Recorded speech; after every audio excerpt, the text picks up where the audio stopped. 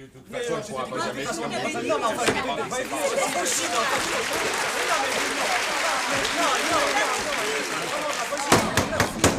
Tout marquis ou comte qu'il est, cela ne se fait pas. Tu as raison. Merci. Nous réclamons notre mascarie. Nous n'avons pas fini notre souper. Il est insupportable, il est vexatoire, il est un peu fort. Qu'avant la fin du repas, qui célèbre le plus grand, le plus nouveau succès d'une valeureuse, d'une courageuse, d'une remarquable troupe de comédiens, un inconnu enlève à cette troupe ne fût-ce qu'une minute son chef bien-aimé, son petit Molière chéri, son héros du jour, applaudi il y a encore une demi-heure par le public en délire, dans le rôle de Mascarille, et auteur lui-même, je vous prie, de cette éblouissante, désopinante, hilarante comédie en 5 actes et en vers, représentée ce jour pour la première fois dans la bonne ville de Lyon, l'Étourdie. La troupe proteste. La troupe a la bouche pleine, mais elle trouve moyen d'articuler sa protestation et de réclamer, pour lever les derniers vers du repas, son Mascarille. Molière! Ce n'est pas moi. Vous êtes bien honnête de nous le renseigner. Je vais me permettre de vous dire que vous criez beaucoup.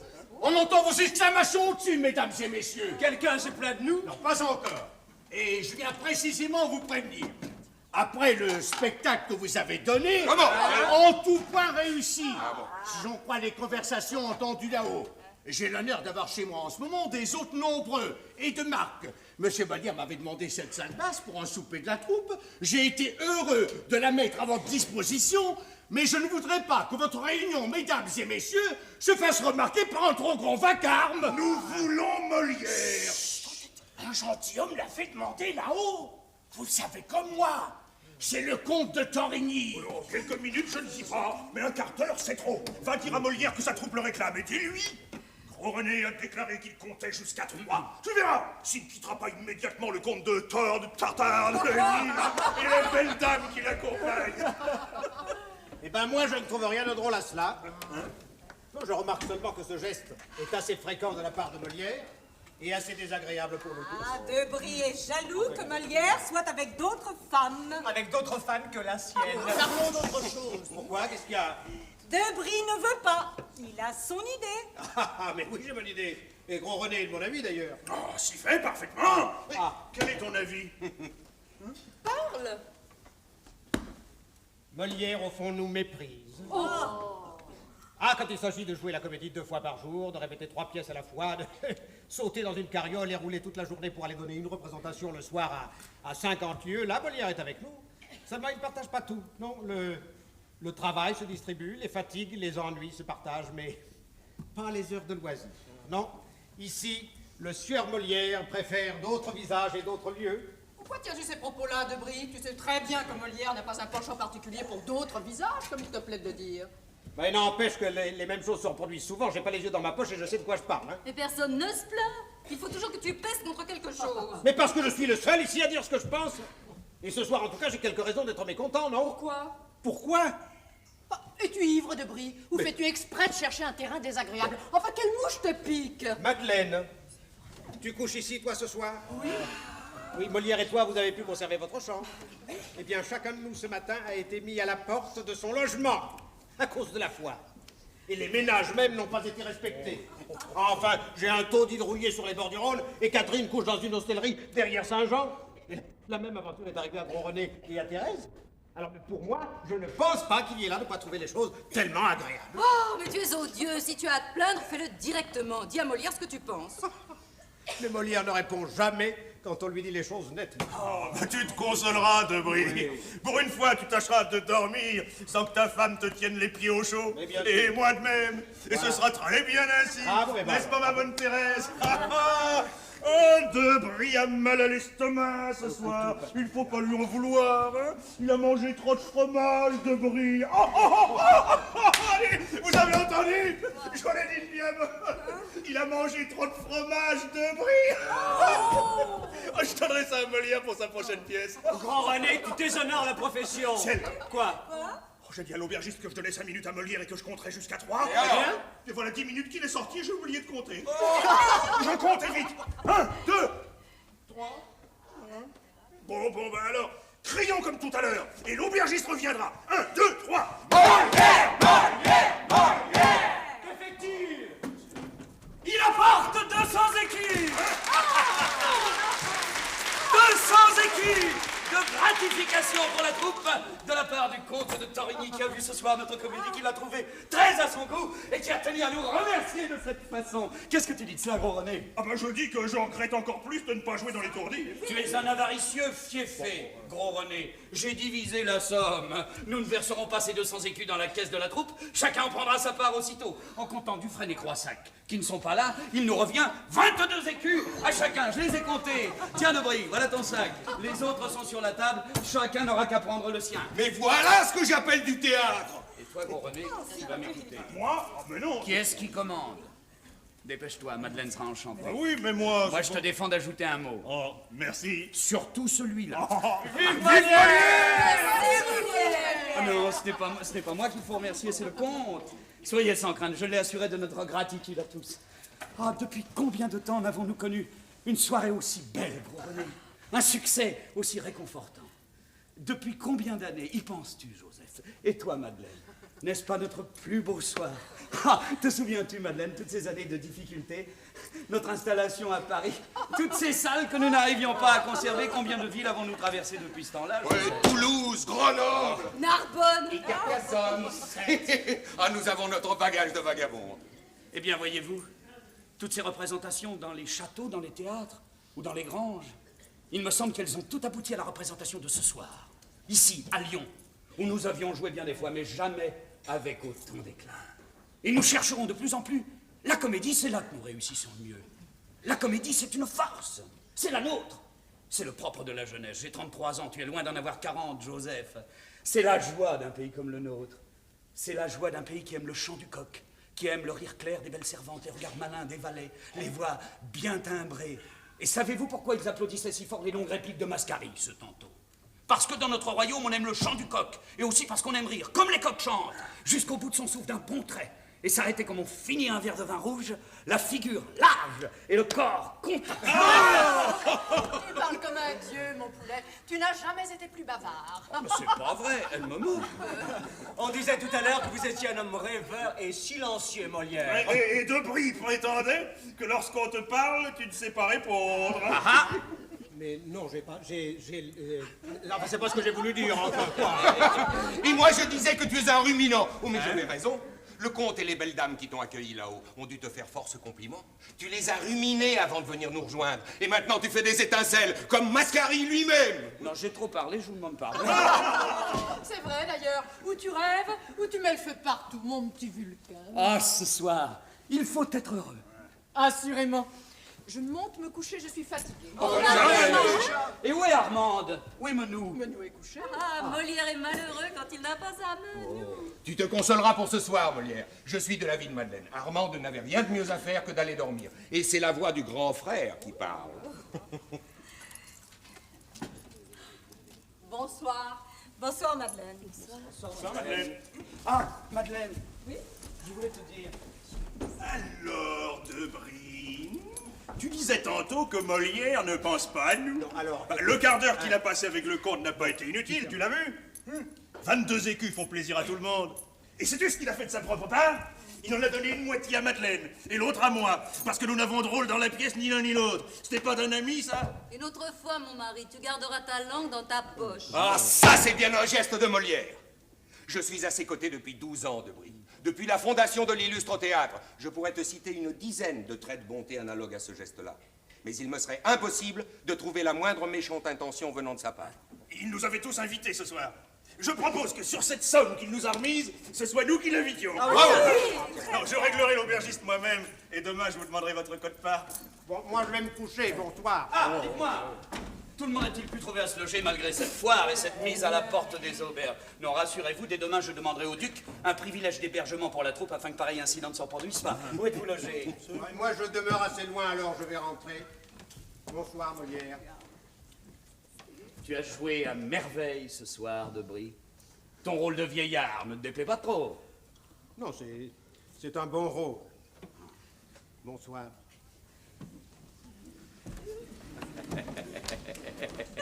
Ah, Debris prend l'air sournois de Truffeldin. J'ai eu tort de croire que nous serions plus gais dans nos costumes. Il n'est pas encore sorti de son personnage. Monsieur Molière! Monsieur Molière! Mais laissez-moi passer, ils sont là, je veux les voir. Oh, monsieur Molière! Monsieur Molière! Je suis la comtesse de Rabagnas. Ah! Je suis au plus poussé du contentement de vous trouver ici. Ma surprise et ma joie ont été sans seconde lorsque le comte de Torigny, que le ciel a mis dans la ligne de mes regards à l'instant même que je montais dans ma chaise, m'a fait savoir que vous étiez en ce lieu avec vos gens de la comédie. Mon cœur m'a impérieusement commandé de voler jusqu'à vous dans le moment, mes mains dans les vôtres. J'étais tantôt dans une loge, durant que vous faisiez briller tous les feux de la bonne comédie sur le théâtre, pour les privilégiés qui ont connu le bel esprit de Paris, et que le sort a dirigé ensuite vers ce réduit du bon goût qu'est la province. C'est une si noire affliction de n'avoir jamais que les rebuts des véritables parfums de la capitale. Il faudrait être l'antipode de la raison pour ne pas confesser que Paris est le grand bureau des merveilles. Et véritablement, ce soir, j'ai senti, avec vous sur le théâtre, toute la grâce des bons ouvrages que nous aimons à bien représenter. Je ne me lassais pas de faire des hauts et des ah et de traduire mon contentement par toute l'expression de ma personne. D'autant que je me trouvais dans le champ d'un jeune balourd qui pestait le plus insolemment du monde et à voix haute contre vous et votre comédie. C'est rire pour peu de choses, assurait-il à qui voulait l'entendre. Molière est un assez bon acteur qui ne devrait pas pousser l'outrecuidance jusqu'à prendre la plume. Si les baladins veulent se mêler de nous supplanter dans le commerce des muses, où va tomber le théâtre? Oh, je n'invente rien. Il tenait ses propos ridiculeusement poussés au bout de la lourdeur et de la méchanceté. Je n'ai pas manqué de donner de toute ma force contre cet esprit fielleux. J'ai montré toute l'agglomération de mes pensées à ce pied plat. Car moi, je vous suis d'une furieuse reconnaissance, à vous et à vos comédiens, que je félicite aussi, et qui ont si bien poussé le plaisant, le bouffon, le tendre de la comédie. Je faisais qu'entrer et sortir. Encore une fois, sur vous tous les reflets de mon exquis contentement. Je vais vite. Lyon est la ville du monde où se ressentent le mieux les insultes de la vilaine saison. Il y fait furieusement crotter. Mais nous avons la chaise, qui est, il est vrai, un merveilleux retranchement contre la boue et le mauvais temps. Mes mains dans les vôtres.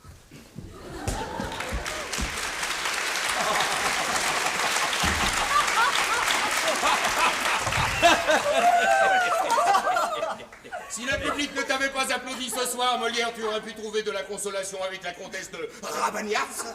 Voilà de la louange de qualité. Mais nous avons la chaise, qui est, il est vrai, un merveilleux retranchement contre la boue et le mauvais temps. Ma chère, je suis le plus poussé du contentement de vous trouver ici. Oh Dieu, ma chère, il faut reconnaître que la province est le réduit du bon goût et de la qualité, et qu'à Paris seulement, on peut respirer le bon air des choses. Eh bien, mesdames, que dites-vous de Paris? N'est-ce pas le grand bureau des merveilles? Ah, Dieu, ma chère, comme le marquis a bien dit ça. Oh, il l'a dit furieusement bien, et comme l'air de ses paroles est bien tourné. Marquis, l'air de vos paroles fleure à 100 lieues son âme de qualité. Oh du Dieu, vous avez le goût bon. Mais l'air de mes paroles n'est pas le seul à être bien tourné. Regardez l'air de mes rubans. L'air de ses rubans. Et l'air de ma perruque. L'air de sa perruque. Et l'air de mes mollets. Oh, l'air de ses mollets. Je n'ai jamais vu un air de mollet aussi furieusement joli que cet air-là. Je puis également vous montrer, marquise, l'air du fondement de ma personne. Qu'est-ce que tu dis de ça, Molière? N'est-ce pas le bouquet de la soirée? Mes mains dans les vôtres. Eh bien, sur cette comédie d'un genre nouveau, je vais maintenant monter me changer. Il est tard d'ailleurs, je monte aussi. Vous serez encore là tantôt? Moi non. Je vais enlever mes nippes de vieillard, j'en ai assez d'avoir 60 ans. J'ai pas de costume à changer. Alors, je sors par ici. Bonsoir, ma femme. Bonsoir. Eh bien... Mais tout le monde abandonne Molière, alors. Mais non, moi je reste avec lui encore un Oh, moment. non, ce sera moi. Allez aussi, Béjar. Je veux en profiter pour parler quelques minutes à mon patron. Ah bon, je n'insiste pas, je me retire. Bonsoir, Thérèse. Bonsoir, Béjar. Les questions intéressant la troupe passent en premier. Dors sur tes lauriers, Molière. Ce soir, tu en as autant sur le front que dans le rôle de César. Et merci de m'avoir rajeuni dans ton petit discours. Moi, j'ai dépassé la quarantaine. Bonsoir, Joseph, dors bien. Vous avez à me parler? L'homme qui a si bien su faire entrer et sortir les acteurs pendant les 5 actes de sa comédie, ne trouve-t-il pas que j'ai, moi aussi, assez adroitement poussé dehors les 4 personnes qui viennent de monter? Votre signal de départ était donc une ruse. Mascari m'a donné des leçons de fourberie. Oh, Mascari n'est pas un vrai fourbe. Il aime la jeunesse et protège l'amour. Je n'ai pas dit que j'avais une âme noire. Debris avait raison. Il y a des phrases auxquelles vous ne répondez pas. Hein? Mais si j'en crois Béjar, vous ruminez quelques ripostes. Oh, je l'avais remarqué souvent, votre regard lointain où brille une flamme aiguë. À quoi pense mon doux auteur tant applaudi ce soir? À sa comédie? Au rire de son public? À la comtesse de Ravagnas? Mais je pense à ce butor dont parlait la comtesse. Cet auteur en commerce avec les muses qui tempêtait contre la pièce et que la joie du public mettait de méchante humeur. C'est rire pour peu de choses, assira-t-il. Et de quoi donc faut-il que le rire soit fait? Sera-ce dans les traités de philosophie qu'il ne trouvé matière à un rire honorable pour ces cuistres sans chaleur qui résistent à tout ce qu'on leur présente et qui ne sont bons qu'à dénigrer les ouvrages des autres? Est-il prouvé qu'ils soient eux-mêmes capables de faire rire mieux que nous, eux dont on ignore le nom et les ouvrages? Ah, je vous aime, Molière, dans votre emportement généreux. Mais cet homme, ce soir, était le seul à parler ainsi. Détrompez-vous, il n'est pas le seul. Chaque soir, dans chaque théâtre, on les rencontre et on les rencontrera toujours. Ces spectateurs au sang refroidi qui supportent mal l'ombre où les a laissés leur commerce avec les muses. Ah, je voudrais les enfermer dans un sac et les frapper à gros coups de bâton, ces hommes au sang jaune et aux langues perfides, qui ne sont bons qu'à étouffer la joie franche des honnêtes gens et qui font la petite bouche et la grimace de qualité aux ouvrages de bonne santé. Ah, Béjar avait raison. Une fois ruminés les coups qui vous ont frappé, les mots trouvent leur place dans vos propos. Molière a les yeux de feu dont parlait Madeleine en l'appelant son petit Vulcain. Je m'emporte et vous fais rire. J'aime les réveils brûlants de Molière, au regard doux. Mais a-t-il bien pensé, ce butor, que c'était là ce soir ma première comédie? Passe encore de condamner sans arrêt les ouvrages d'un écrivain quand on les connaît tous et que l'auteur a dit son dernier mot. Fief et butor! Ah non, je n'y veux plus penser, j'enrage contre ces sortes de gens. Ah, Molière, je ne vous ai jamais vu plus drôle que dans cette noble fureur. Écrivez une comédie sur la méchanceté des humains. Et ouvrez-la par une colère semblable. Vous serez bouillant comme un grand enfant qu'on aurait fâché, et le cœur de tout le public sera pour vous. N'ai-je pas raison? Mais vous avez trop de cœur, et pas assez de philosophie. Cependant, j'ai raison. Mais vous avez grandement raison. Et si quelques personnes ce soir ne vous ont pas aimé, mais ces personnes-là ne sont pas dignes que nous parlions d'elles. Oh, vous vous moquez. Je ne me moque point. Ah, vous aviez à me parler et c'est moi qui ne me suis point arrêté. Je vous parle, Molière. Non, vous aviez à me dire une chose. Je vous l'ai dite. Je vous l'ai dit. Je me rappelais ce soir les jours où j'appelais Molière Jean-Baptiste. Ah. Vous vous les rappelez aussi? Vous ne m'avez pas donné longtemps l'occasion de vous appeler Thérèse. Oh, je vous connaissais mal. Vos hommages ne m'en touchaient pas moins. Vous le cachiez assez bien. Je ne m'accorde pas toujours mes désirs. Et preniez-vous beaucoup sur vous-même pour vous refuser cela? Pourquoi non? Ce n'est pas moi qui saurais répondre. Je ne voyais en vous jusqu'alors qu'un jeune homme timide qui jouait bien la comédie sur le théâtre. Cependant, je ne vous cachais point mes ardeurs, vous refusiez d'y prêter l'oreille. Eh bien, mais est-il défendu de n'aimer les êtres qu'au jour de leur épanouissement? Nos sentiments sont faits de nos découvertes et L'aspect nouveau que prend subitement un homme aux yeux d'une femme n'est-il pas pour elle le plus sûr guide de son cœur? Quand bien même il m'aurait fallu attendre ce soir pour éprouver un tendre émoi, devrais-je en rougir? Vous cachiez jusqu'ici des mérites qui m'ont touchée.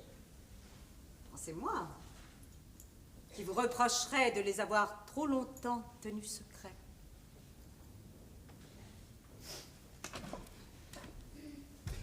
Il m'est doux de vous entendre, Thérèse. Il m'est doux aussi de vous parler. Vous rappelez-vous l'auberge du Lion d'Or? Ah, je me rappelle. Je n'avais pas voulu ce soir-là que vous veniez me rejoindre. Ce sont des choses que l'on n'oublie point.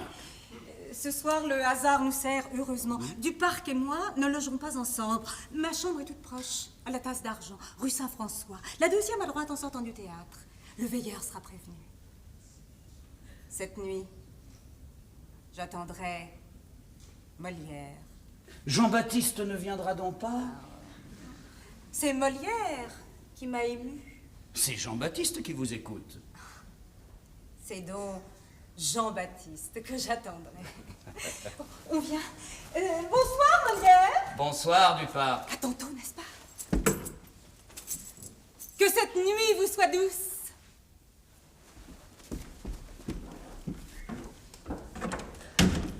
Qu'elle ne vous soit point trop cruelle.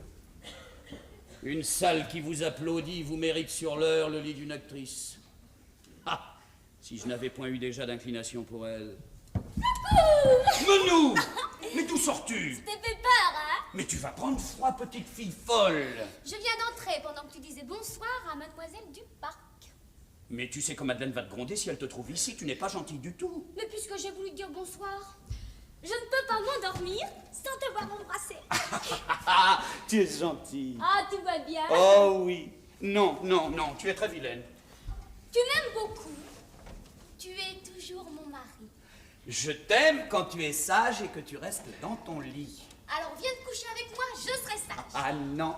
Mais pourquoi? Parce que les petites filles dorment toutes seules. Et quand je serai grande, tu viendras? Et comment es-tu sortie de ta chambre? J'ai profité d'un moment où Madeleine est sortie, elle range des costumes. Alors j'ai fait celle qui dormait très fort. Tu n'as pas honte? Mais non, ça m'amuse de faire croire que je dors quand je ne dors pas. Madeleine est ta grande sœur, tu dois l'écouter et lui obéir. Oui, mais toi tu es mon mari, et puisque je t'aime, Allez, je t'embrasse, va vite dormir maintenant. j'irai dormir tout de suite si tu me fais la cabriole sur les mains comme dans l'étourdi. Demain, veux-tu aller te coucher? Regarde, Oups. comme ça. Eh ben, tu vois, tu l'as fait mieux que moi. Ah, je l'ai bien attrapé, Ah hein. oui. Allez, maintenant, va vite au lit. Embrasse-moi encore. Voilà. Mais non, dans le cou. Mais pourquoi? Mais parce que ça me chatouille. Alors là, dans le coup... Allez, maintenant au lit. Allez, file. Tante Catherine dira tout à Madeleine si tu recommences. Non, tante Catherine est trop gentille. Allez, allez, hop, hop, hop, hop.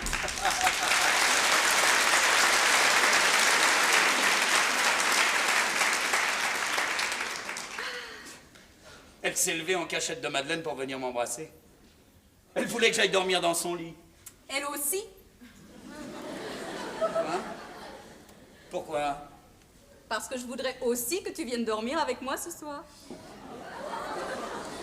Et c'est pour ça que tu es redescendue. Je me suis changée, je suis revenue pour te dire bonsoir. Bonsoir, Catherine. Oh! Mon Jean-Baptiste m'aime-t-il un peu ce soir? Mon Jean-Baptiste est-il heureux?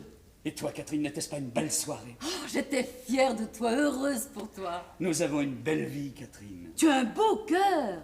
C'est toi qui nous rends belle notre vie. Tu as les plus jolis yeux du monde.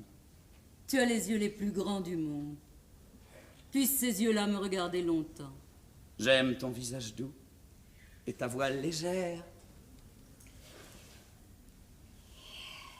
Nous ne nous regardons pas souvent de la sorte, Jean-Baptiste. Debray ne consent à notre amour qu'à son corps défendant. Il n'est pas aisé de se voir souvent et d'être prudents tout ensemble. Dites plutôt que vous n'avez jeté les yeux sur moi qu'à la suite des hautaines froideurs de Thérèse. Et que vous n'avez pas pour Catherine Tout l'empressement que font voir les cœurs ardents. Voulez-vous bien ne pas tenir de vilains propos, madame? 18 mois vous ont-ils lassé de Catherine? 18 mois m'ont appris à l'aimer. Vous viendrez donc me rejoindre tantôt. Mon hôtellerie porte l'enseigne du Cheval Pie, dans la première rue à gauche après la cathédrale Saint-Jean. Viendras-tu? Madeleine est là, pas ce soir. Oh, mais Madeleine n'ignore rien de ce qui nous lie.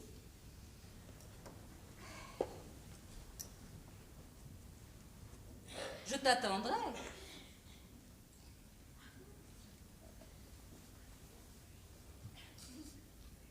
Bonsoir, Jean-Baptiste. Bonsoir, Catherine.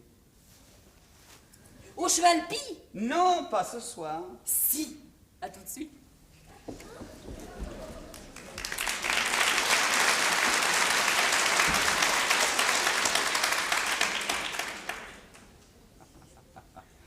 Ah, Mascarille, mon fils, si je n'étais ton père, j'envierais les faveurs que tu vaux à Molière. Tiens, vous êtes encore là, monsieur Molière? Ah, vous avez bien fait de venir, Père Guillaume, je vais vous régler ce souper. J'ai vu sortir cette demoiselle, j'ai pensé que chacun s'était retiré. Mais vous serez réglé, Père Guillaume.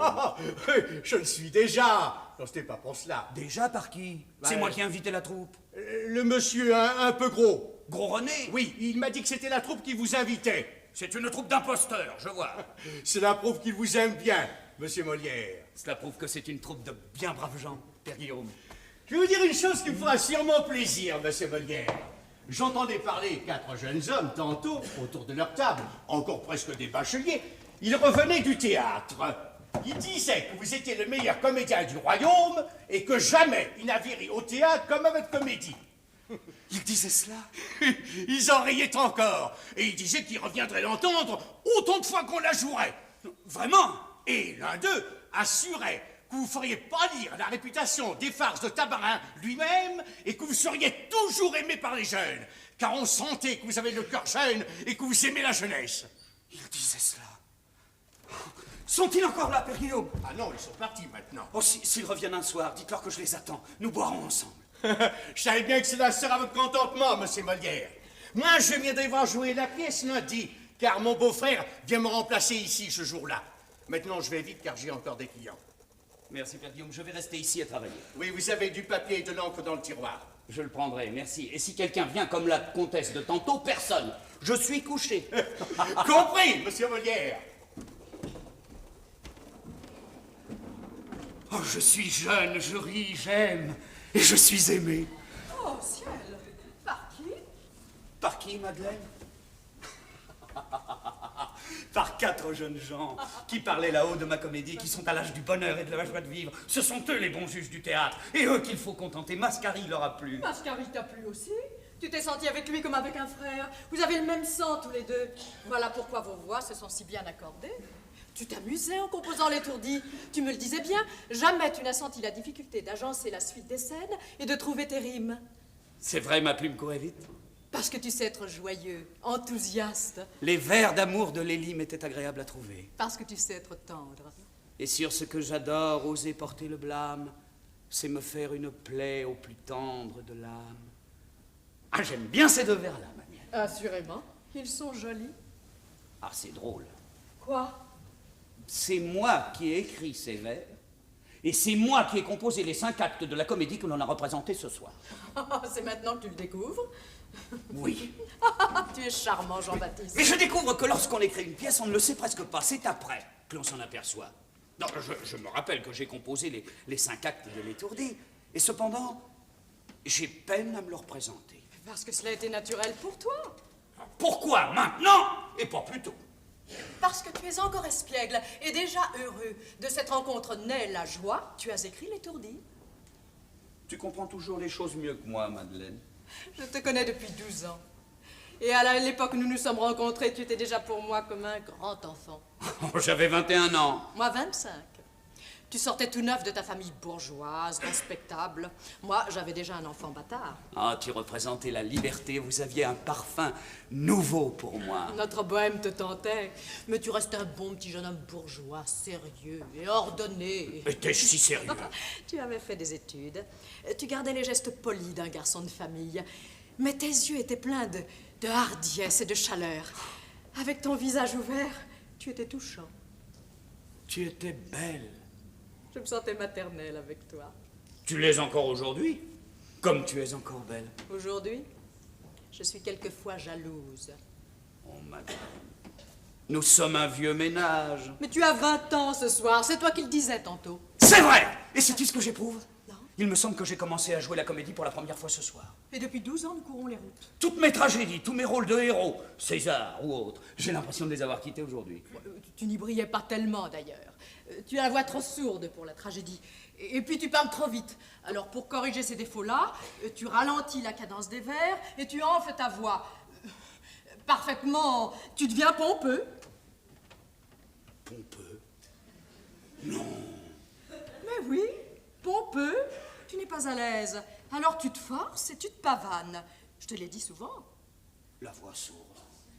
Je n'ai pas la voix sourde. Et que les cieux prospères nous donnent des enfants dont nous soyons les pères. La voix sourde. J'ai une trompette dans le gosier, si je veux. Mais oui, ce soir, pour la comédie, tu as une voix parfaite. Ce soir, tu étais à l'aise. N'est-ce pas? Et tu étais merveilleux, naturellement. Alors, tu penses que la tragédie n'est pas vraiment mon affaire? Il n'y a pas de comparaison. D'après toi, comme acteur, c'est dans la farce seulement que je peux briller. Assurément, dans la farce ou la comédie. Tu le disais bien, c'est là que tu réussis le mieux. Oui, mais à Paris. Tu joueras des comédies. Mais non, non, les réputations se font dans la tragédie. Et la comédie n'est pas estimée à Paris. Il faudra en trouver de bonnes. Elles sont rares. Gauthier, Garguille et Turlupin eux-mêmes ne jouaient pas de vraies comédies. Ne t'attriste pas, tu pourras toujours en écrire une autre. Moi? Pourquoi non? Si tu en as encore envie. Tu crois que j'y parviendrai? Après tout, puisque tu as su composer l'étourdi, pourquoi ne prendrais-tu pas une autre comédie italienne comme tu l'as fait cette fois-ci avec Beltrame? C'est vrai. C'est vrai, Madeleine, tu as raison. Ce sont les Italiens qu'il faut imiter. C'est un théâtre qui remue, où les personnages entrent, sortent, se travestissent, font semblant de se tuer et finissent toujours en fin de compte par tomber dans les bras que l'on souhaite pour eux. Oh, Madeleine, Madeleine, je vais essayer, je vais chercher. Je dois pouvoir écrire encore. Je vais m'impliquer. Oh, Madeleine, et j'écrirai des rôles pour toi. Non, moi je suis une tragédienne. Mais j'écrirai dans mes comédies des rôles que tu pourras jouer. Toi, tu peux tout jouer, tu es une actrice étonnante. Eh bien, tu vois, tout espoir n'est pas perdu. Oh, au contraire, nous irons à Paris avec mes comédies. Et nous ferons concurrence à l'hôtel de Bourgogne. On ne va pas trop vite. Ben, tu verras. Tu verras, mon fleuri. Nous lui ferons perdre son ventre d'inquiétude. On nous aimera, Madeleine. On nous applaudira. Nous n'aurons plus de créanciers comme autant des métayers ou de la Croix-Noire. On nous aimera, Madeleine. Ah, ma Madeleine. Molière, Molière, mon petit Jean-Baptiste, les gens que le public aime sont combattus par leurs confrères. Alors on se battra. Je les tuerai tous. Comme les juges qui t'ont envoyé au Châtelet. Je tuerai tous ceux qui ne nous aimeront pas. Je les mettrai en pièces sur le théâtre. Ils t'empêcheront d'y monter. Va te coucher. Tu ne crois pas si bien dire. C'est pour le savoir que j'étais entrée. Tu viens aussi? Tu viens dormir avec ta Madelon, Jean-Baptiste. C'est-à-dire, il est tard. C'est là justement une bonne raison. Non, j'avais quelque chose à écrire à quoi j'ai pensé. Tu ne vas pas te mettre tout de même à écrire une pièce tout de suite. Ah non, non, c'est autre chose, c'est l'apparition de la comtesse. Je monte la première. Je t'attendrai.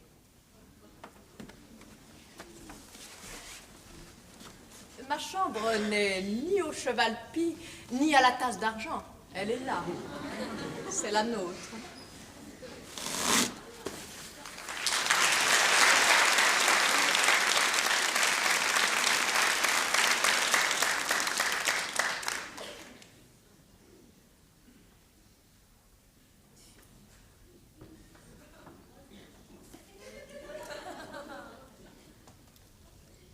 Pompeux.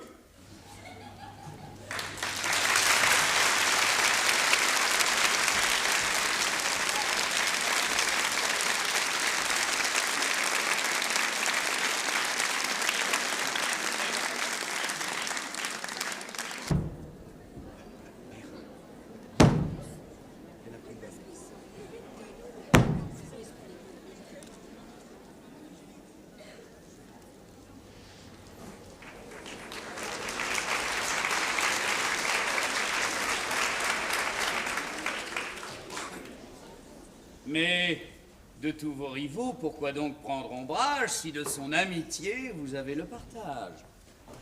Alceste, c'est qu'on peut, ce me semble, oser prétendre à mieux qu'au partage d'un cœur.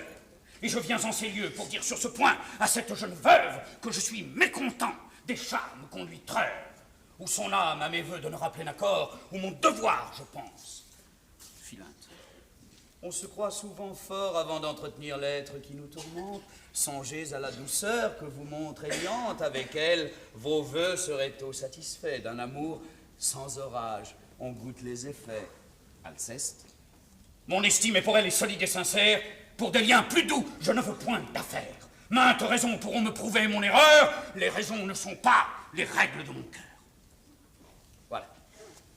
Ça sera la fin du premier acte. Quel est ton sentiment? C'est bien, sans doute. Tu peux être meilleur juge que moi. Ton avis m'intéresse. Pourquoi? Mais tu n'es point sotte que je sache. Cela ne ressemble en rien à ce que tu as écrit jusqu'ici. Ah, je le pense aussi. Mais pourquoi ne commences-tu pas mon rôle au premier acte? Quoi? Ah non, le premier acte ne comprendra que cette scène entre Alceste et Philinte. Comme il est très bref, je ne vois pas pourquoi justement tu ne me fais pas entrer tout de suite. À la fin de cette scène, Célimène pourrait parfaitement arriver. Alceste dit qu'il vient lui parler. Elle n'a qu'à entrer, il lui parlera. Non. Non, c'est au début du deuxième acte seulement que la scène s'ouvrira sur eux et Alceste lui dira qu'il est mal satisfait de ses façons d'agir. Bien, comme tu voudras, puisque tu as ton idée. Seulement, ne me demande pas mon avis si tu es décidé par avance à n'en pas tenir compte. Je te demande ton opinion sur ce que j'ai écrit. Vous l'avez bien compris, je t'ai donné cette opinion. Je trouve qu'au point où tu en es, Célimène pourrait entrer. Non, je te répète que cela n'est pas dans mon plan. C'est bien là ce que je dis. Je constate simplement qu'il n'est jamais dans tes plans de faire quoi que ce soit qui puisse me plaire.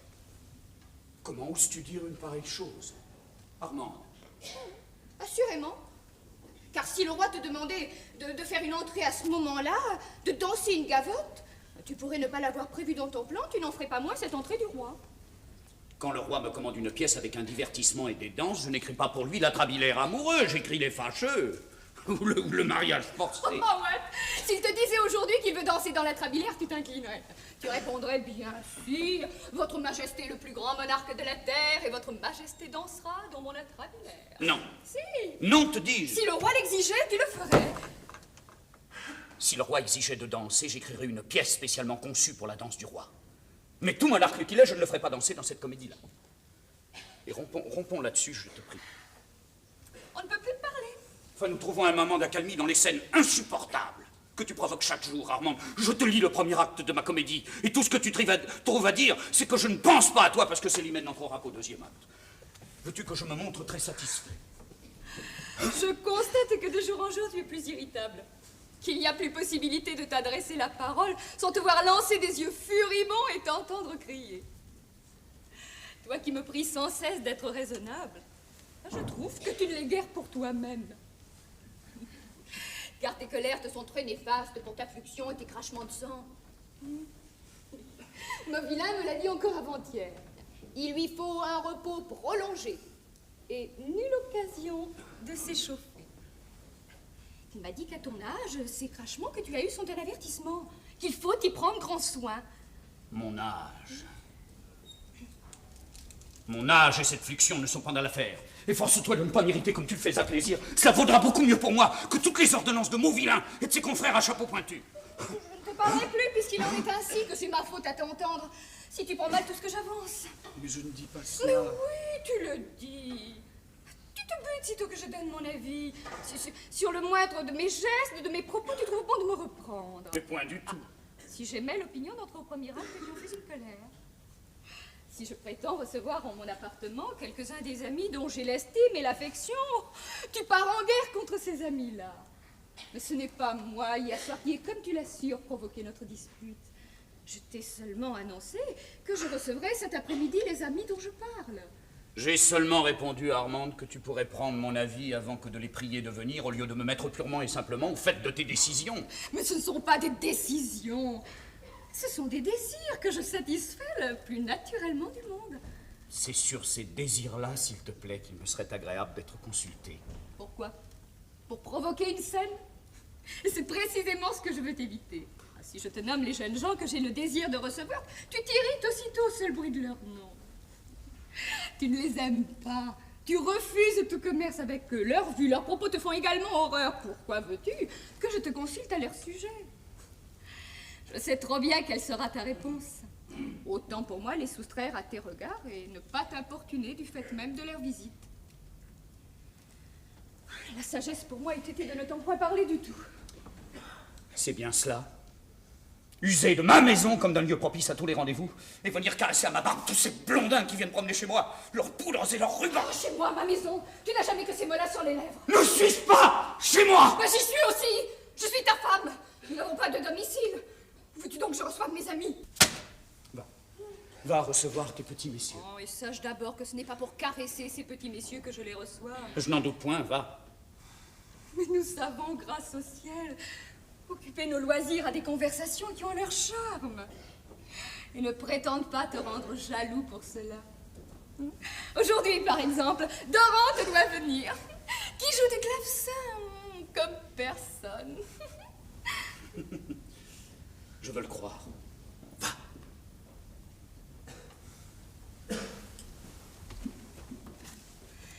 Tu es malade, tu te soignes et tu travailles. D'autres ne m'en feraient pas un reproche. Tu vois que c'est toi qui ne veux rien entendre, qui me poursuis de ta méchante humeur. Mais va, te dis!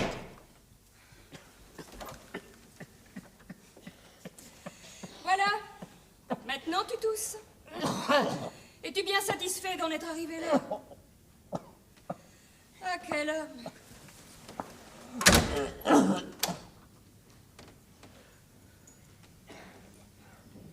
Elle me tue. Puis-je entrer?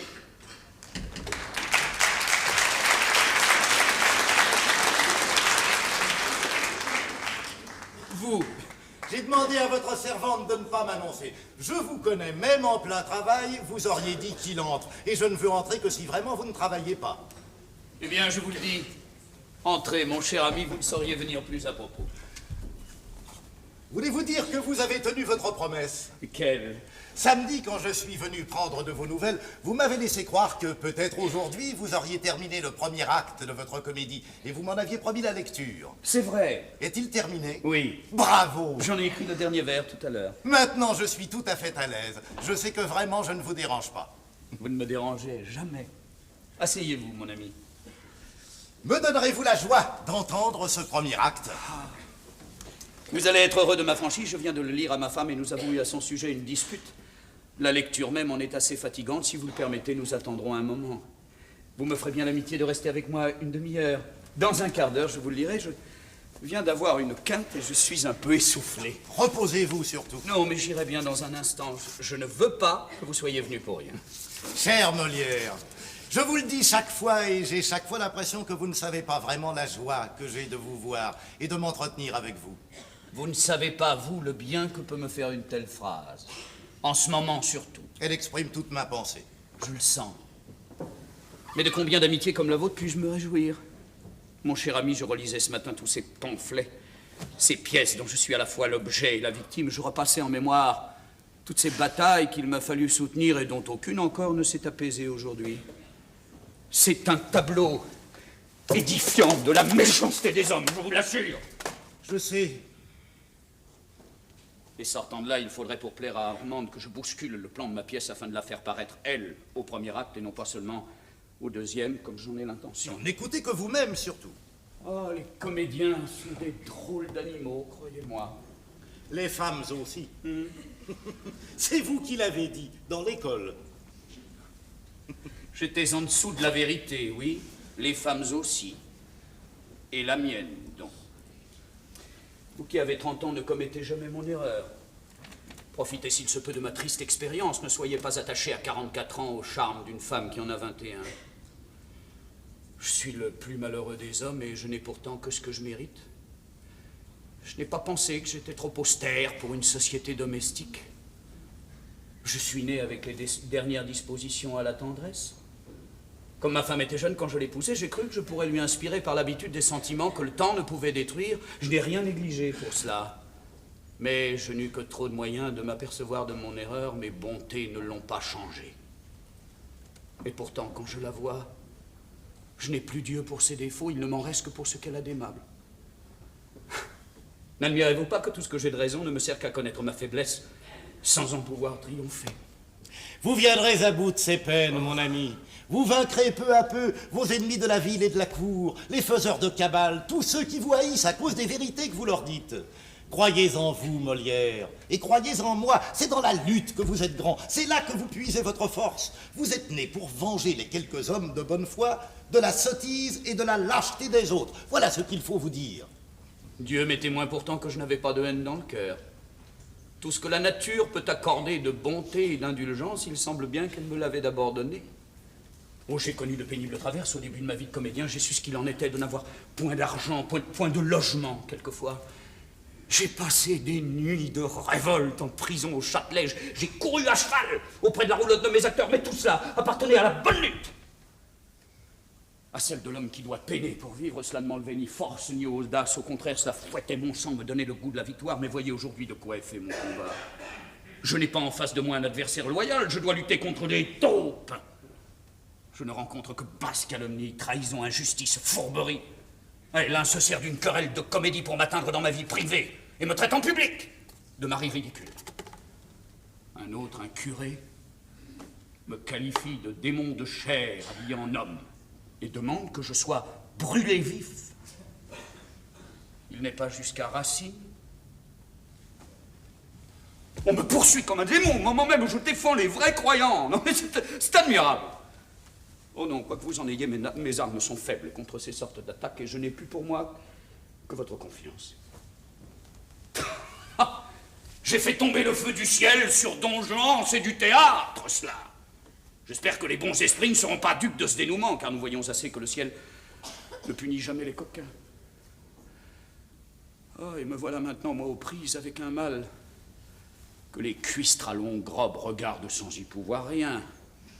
Derrière leurs lunettes de faux savants. Certains d'entre eux ont du mérite. Il faut les écouter. Ils en savent plus que nous, quoi que vous en disiez. Ils ont laissé mourir mon petit garçon. Chacun lui trouvait un mal différent. Sa mort les a réconciliés. Ils sont tombés d'accord que ce mal-là était mortel. Vous avez une fille depuis. Elle vivra. Elle vous aidera à oublier ce chagrin. Une fille? Oui. Oh, je traverse, je pense, la pire époque de ma vie. Ce n'est pas un ami bien agréable que vous trouvez aujourd'hui. Toutes les ombres peuvent passer sur vous, Molière. Je vous connais. Votre regard ne perdra jamais son étincelle de lumière. Des assauts que vous subissez, vous allez sortir victorieux. Vous allez nous livrer un chef-d'œuvre. Oh, Dieu. Je vous parlerai d'une conversation vous concernant que j'ai eue avec La Fontaine et peut-être vous agréera-t-elle. Et vous êtes deux hommes de lettres et moi un homme de théâtre. De quoi put être faite cette conversation? Je vous aime avec ce sourire, je vous retrouve. Elle fut très précisément faite de ceci. Nous parlions de vos mérites. Oh. Et La Fontaine formula une opinion à laquelle j'ai beaucoup pensé. Il me dit, notre Molière aujourd'hui n'est l'homme de personne, mais je le vois dans l'avenir. Il sera l'homme de tout le monde. J'ai réfléchi sur cela. Je crois qu'il a raison. Ne serez-vous pas bien aise d'y songer aussi, vous qui doutez aujourd'hui de votre victoire? Ça, j'avoue n'avoir jamais pensé à l'avenir de mes comédies. Peut-être aussi bien n'en ai-je pas eu le loisir. Ce sont des comédies. Elles ne prétendent pas à autre chose qu'à corriger les hommes de notre temps de leurs défauts. Y a-t-il la matière à dépasser son siècle? Réfléchissez que les coutumes et les vêtements des hommes changeront, mais non point leur travers, ni le fond de l'humaine nature. Je le crois sans doute. Mais pourquoi dire alors, avec La Fontaine, que les gens aimeront plus tard ce qui les irrite si fort aujourd'hui? Sentez-vous bien la portée de ce jugement? Les raisons personnelles seront tombées. Le public futur rira des exemples d'humanité que vous aurez pour toujours portés sur la scène et trouvera aisément le moyen de ne pas s'y reconnaître. Il verra dans notre temps le modèle de ces personnages et rira de leurs défauts sans en être blessé. Ce jour-là, vous serez aimé unanimement. Vous êtes le bien-aimé de l'avenir. Le mal-aimé, voulez-vous dire? Ah, nous ne nous accordons pas du tout sur ce point. Vous prétendez que ceux-là même que j'irrite aujourd'hui seront plus tard mes admirateurs. Ainsi, on verrait dans les temps à venir une coquette pécore éprise d'esprit de salon et de littérature se réjouir d'aise à la vue de mes ouvrages. On entendrait les hommes et les femmes futures, ceux-là même, qui viendront dans l'église mondaine de la ville montrer leur toilette nouvelle et parler à cette heure unique de dévotion des derniers bruits du monde. On les entendrait, ces tartuffes de l'avenir, se réjouir d'aise à la vue de mes ouvrages. On verrait mes œuvres exposées et reliées en veau dans la bibliothèque de grands personnages bien ancrés dans leur égoïsme et prêts à n'importe quelle alliance de leur fille pour arranger leurs affaires. Morble non, je ne suis pas leur homme. Je suis leur ennemi féroce, c'est contre eux que j'écris. Je refuse leur amitié, leur respect. Je veux qu'ils me détestent. Je veux que ces gens-là soient toujours contre moi. Ou alors ce serait qu'ils me connaîtraient mal et jetteraient mon nom en avant sans m'avoir jamais vu. Molière, vous êtes un admirable et touchant personnage. Je vous ai trouvé tantôt fort abattu par les poursuites dont vous êtes victime, et je vous vois maintenant dressé et superbe, réclamant des ennemis dans les temps futurs. Force toutes les consignes et entre par la porte dérobée. Me pardonnerez-vous? Votre épouse, monsieur, m'a dit que vous étiez ici. Puis-je vraiment me permettre, monsieur, sans doute, est un homme de qualité? Mon impudence est peut-être extrême, mais je voudrais, monsieur, vous montrer un rondel que j'ai fait tout exprès pour votre femme, et je ne pense pas qu'il soit du style que vous avez si furieusement moqué dans certaines de vos comédies. Voilà pourquoi je me permets. C'est un rondel. Je serais fort aise d'avoir un avis aussi autorisé que le vôtre. C'est un rondel. Je l'ai composé ce matin, sachant que j'aurai le plaisir de voir ce tantôt mademoiselle Molière. Je me permets. Oh. Rondel. Peut-être le début vous paraîtra-t-il... Au fait, monsieur, nous verrons bien. Sans doute. Rondel. Nous le savons. Pardon. Oh. Tout Paris sait bien que chacun vous aime. Belle Armande qu'amour comble de vœux, pour bien chanter vos rires et vos cheveux, saurais-je accorder mon chant à mon thème? Mon luth est craintif et ma face blême, saurais-je émouvoir vos deux tendres yeux? Tout Paris sait bien que chacun vous aime, belle Armande qu'amour comble de vœux. Comment tout vous dire et qu'essayer même? Un rondel est bref pour mes ardents feux. Mieux vaut m'en tenir à ce petit peu, puisqu'enfin, malgré mon rondel lui-même, tout Paris sait bien que chacun vous aime. Voilà.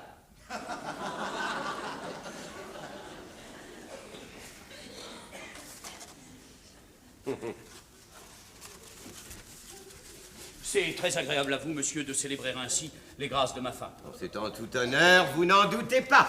Je le veux espérer. Ce morceau vous plaît-il? Oh, c'est un morceau charmant, sans aucun doute. La chute, vous en a-t-elle semblé heureuse? Elle est heureuse. Le tour de l'ensemble est... Vous satisfait? Vous avez une plume gracieuse, à n'en pas douter. Mais enfin, sentez-vous une qualité vraie? Ah, la qualité en est fort bonne, mais oui, assurément. Monsieur qui m'a fait grâce de m'écouter voudra-t-il bien me dire son sentiment? Pensez-vous aussi qu'au public il soit bon que j'expose ce rondel? Monsieur, je suis malpropre à le décider, veuillez m'en excuser. Pourquoi? Je suis très franc en cette matière. Je ne demande pas autre chose, grand Dieu. On aime généralement sur ce point être agréablement chatouillé. Oh, voudriez-vous dire? Je ne le dis pas. Dispensez-moi, je vous prie, je ne le dis pas.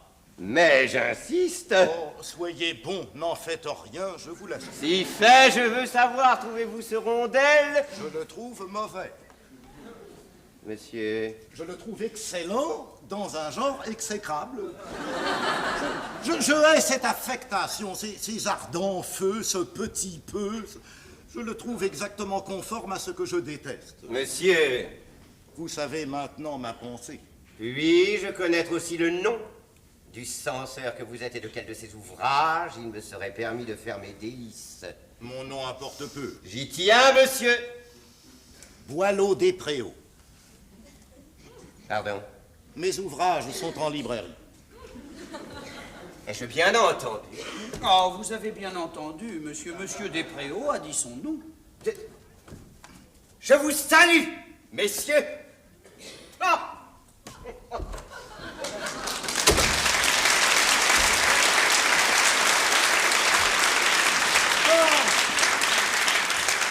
Molière, je vous ai fait un ennemi de plus, je suis confus.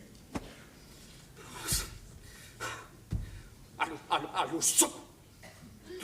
Le pied plein, le Christ. Non, me venir réciter à moi un rondel d'amour à ma femme et venir me demander mon avis sur sa qualité. A-t-on jamais vu une audace pareille? A-t-on jamais vu un scélérat de la sorte? Un rimailleur plus plat, un imbécile, égal en épaisseur à celui-là? Mais oui, Molière, mais oui. Que lui avez-vous jeté au visage les mots qui montent maintenant à vos lèvres? Pourquoi vous êtes retu si longtemps? Pourquoi preniez-vous ces formes avec cet intrigant doublé d'un mauvais poète? Ne lui ai-je pas dit son fait en 4 mots? J'ai été chez vous de la dernière incorrection, je le reconnais, et vous fais mes excuses. Mais je bouillais, j'étais au supplice de vous le voir traiter avec ses égards et le ménager. Oh, l'imbécile, je les traiterai de la belle manière si jamais il repart à ma vue. L'impudent, le butor. Encore une fois, pourquoi votre colère éclate-t-elle si tard? Ah, voilà ma faiblesse. Mon vieux camarade Béjart m'appelait autrefois le ruminant. Vous êtes trop bon. Vous balancez à blesser les gens dans le particulier. C'est contre les groupes d'individus et la plume à la main que vous savez seulement être juste. J'envie la fermeté que vous avez su lui montrer, Boileau. Vous êtes un tendre. Oh, je suis un homme comme un autre. Mon cœur connaît hélas les pires contradictions. Je n'aime rien tant que la coquetterie, la frivolité. Je ne puis me déreprendre de ma femme qui résume ces défauts-là. Je rougis, je bafouille devant ce blondin de peu de mérite. Et je ne retiens plus ma fureur une fois débarrassé de sa présence. Voilà de quoi nous sommes faits. Et voilà pourquoi plus tard, comme vous le dites, mes pires ennemis trouveront sans doute des raisons de me croire un des leurs. Mais alors, savez-vous ce qu'il me faut faire? Ma pièce ne va plus s'appeler l'atrabilaire amoureux. Je l'appelle le misanthrope.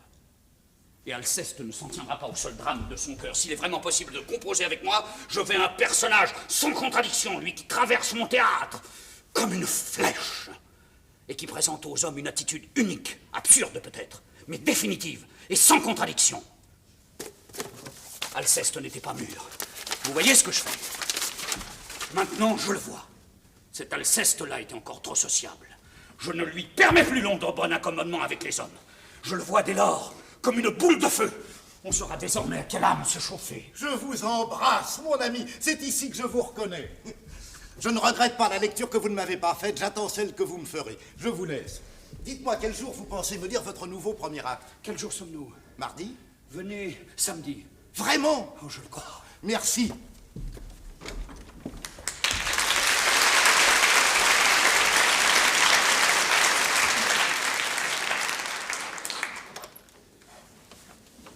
Monsieur! Non, laissez-moi, je vous prie. Mais... Laissez-moi là, vous dis-je. Monsieur, c'est un billet. Mais peu m'importe. Trouvé dans le couloir. Par qui? Pour qui? Je ne sais pas. Oh, donnez-le-moi. Merci. Je travaille, Martine, pardonnez-moi. Je demande moi-même pardon à monsieur, j'ai cru bien faire. Merci.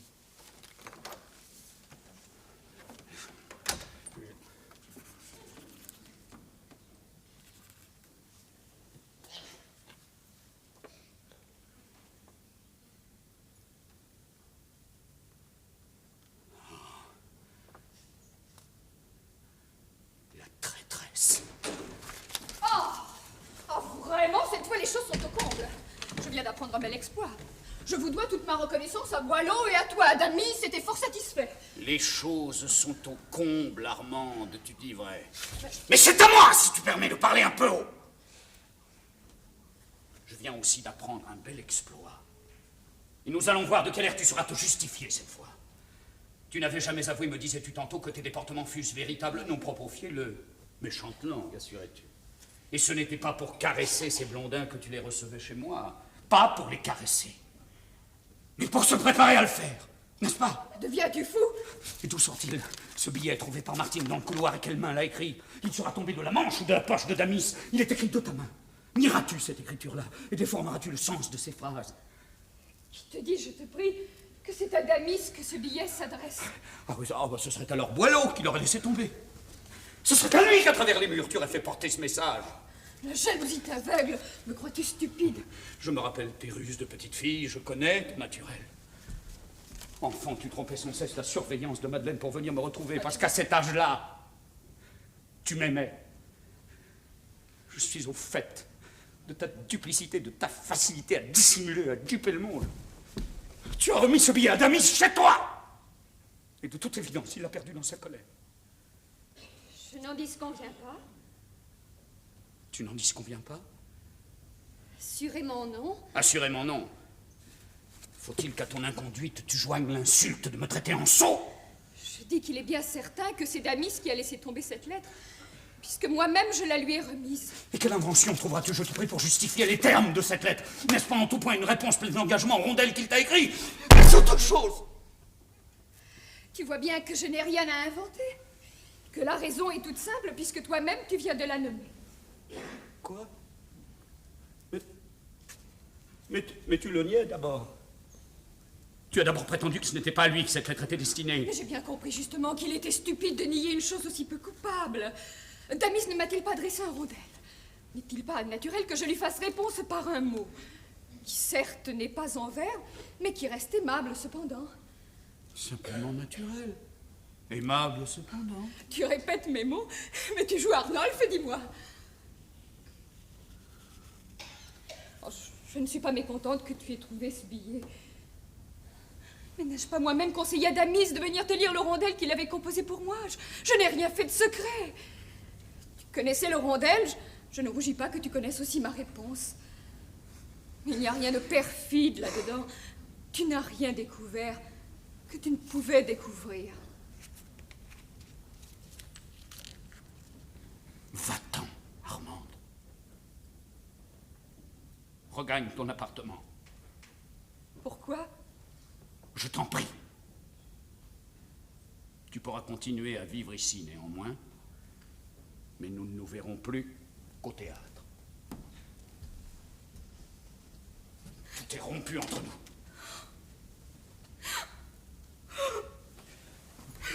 Non, ne pleure pas surtout. Comment pourrais-je ne pas pleurer en te voyant si injuste, si méchant envers moi? Rentre chez toi. Laisse-moi seul. Mais à l'instant où je t'explique la chose la plus simple et la plus vraie du monde, tu me harcèles. Tu me traites comme une femme menteuse et coupable. Tu m'aimes bien vraiment? Est-il quelqu'un de plus malheureux que moi, que tu fais souffrir à plaisir, que tu chasses comme une criminelle pour un billet qui ne devrait même pas te faire élever la voix? Tu me reproches même le temps où j'étais une petite fille, quand je n'avais pas de plus grand bonheur que venir me jeter dans tes bras et t'appeler mon mari. Toi aussi, tu m'aimais à cette époque. J'étais ta petite Menou. J'étais heureuse en ce temps-là. Non, ne pleure pas, Armand. Je ne suis plus ta petite Menou, n'est-ce pas? Mais oui, Armand. Mais non, je le vois bien. Si tu savais le mal qu'elle me fait, ma petite Menou.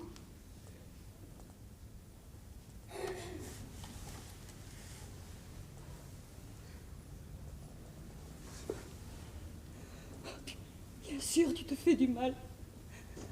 Tu as besoin de repos, tu cries, tu te mets en colère. Tu crois que ça me fait du bien à moi de te sentir malade? Ton docteur m'a fait affreusement peur mardi en me parlant de toi. Les médecins sont des cancres. Qu'avons-nous besoin d'eux? Au contraire, il faut bien observer leur ordonnance et toi, tu ne le fais pas. Mais ce sont des ânes, te dis-je. Qu'avons-nous besoin de leurs offices? N'importe qui en sait autant qu'eux sans sortir de leur faculté. Oh, tu es un entêté. Tu n'as plus de pensée affreuse. Tu me demandes pardon de ta vilaine colère. Faut-il que je sois faible avec toi, Armand. Et faut-il que j'aime ces yeux-là pour croire leurs mensonges comme une vérité? Méchant. Embrasse-moi. Tu m'as tué. C'est moi que tu as épuisé avec cette querelle. Mes yeux ne voient plus clairement les objets. Je suis... Oh mon Dieu! Armand, mon cœur, mon amour, Nounou. Elle est morte. Elle se meurt et je meurs aussi. Mais un médecin! Vite! Un médecin! Martine! Un médecin! Mais où est-il? Mais où sont-ils?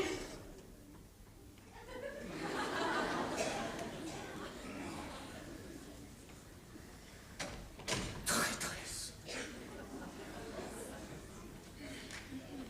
Ah, scélérate! Voilà donc ton cœur mis à nu. Voilà encore le dernier trait qui devait me percer. À l'instant où je m'attendrissais dans tes larmes de comédienne! Tu me réservais ce comble de ta duplicité, tu te jouais de moi. Tu faisais semblant de t'évanouir pour admirer ma douleur, mon chagrin de te perdre. Va-t'en, fille! Va-t'en, c'est là! Je ne réponds plus de ce que je puis faire! Va-t'en! Que se passe-t-il? Je viens de monter avec mon vilain. Martine m'a fait d'entrer dans ta chambre. Jean-Baptiste, il t'attend. Va vite.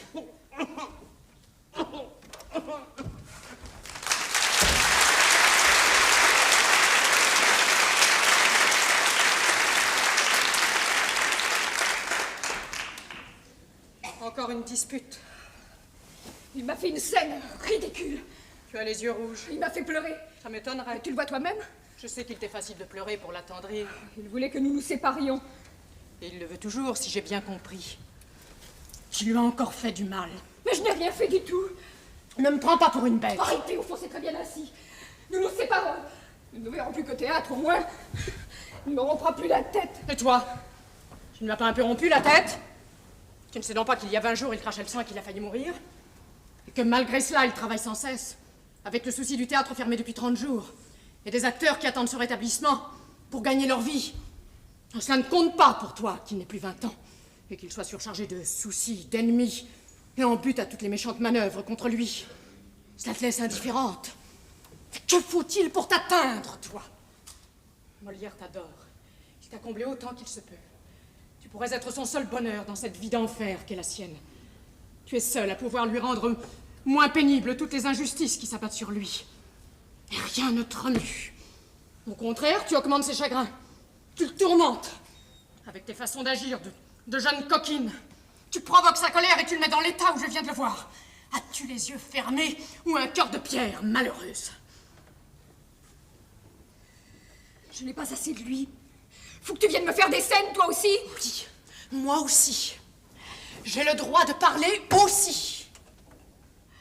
Je me suis effacée, moi, devant son amour pour toi. J'ai compris à ce moment-là qu'il ne pouvait vivre sans toi. Et je l'ai laissé faire ce que j'espérais être son bonheur. Et voilà ce que tu fais de lui.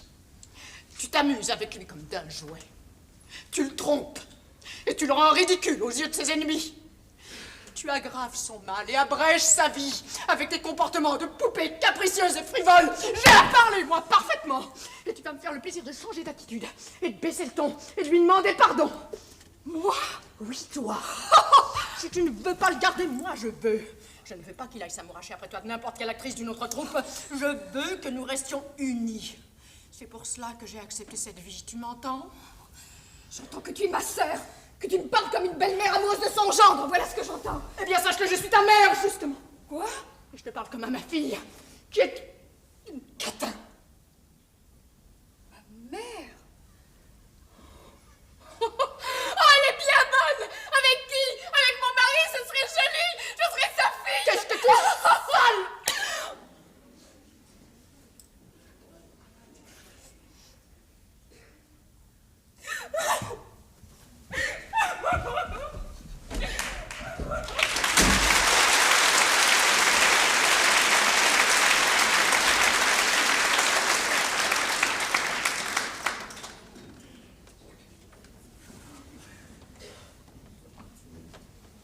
Qu'ai-je entendu? Je lui ai dit la vérité. Que tu étais sa mère. Oui. Pourquoi? Est-ce que je sais?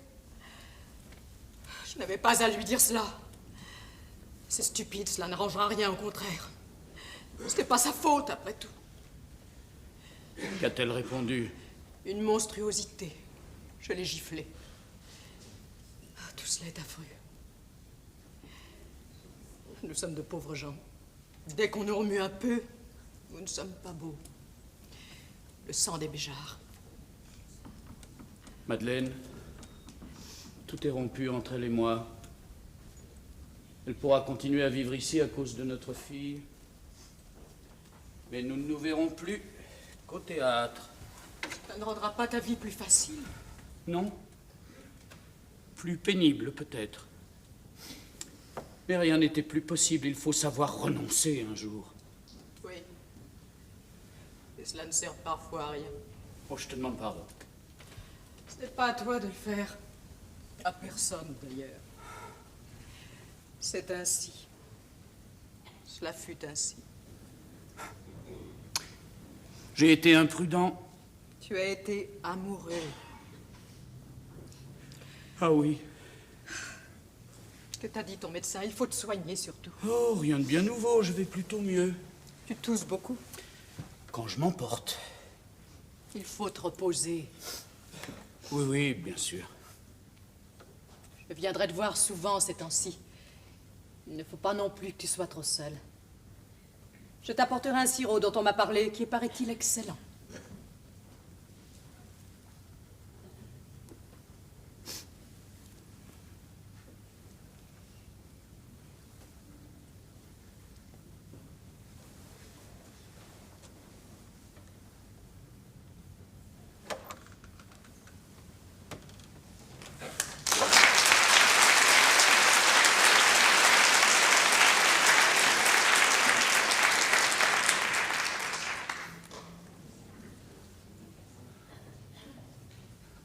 Oh, Madeleine, cette petite menou, qui aurait dit?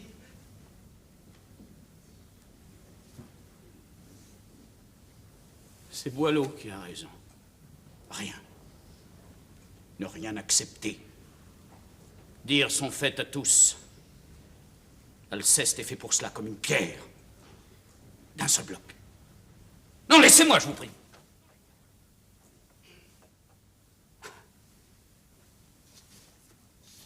Laissez-moi, je vous prie.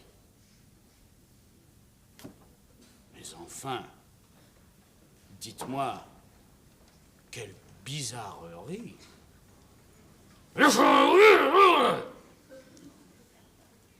Laissez-moi là, vous dis, j'ai couru vous cacher.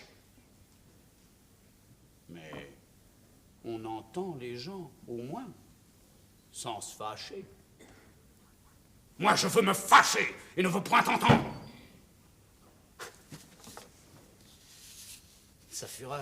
Sa fureur sera assez comique ainsi. Qu'est-ce donc? Qu'avez-vous? Laissez-moi, je vous prie.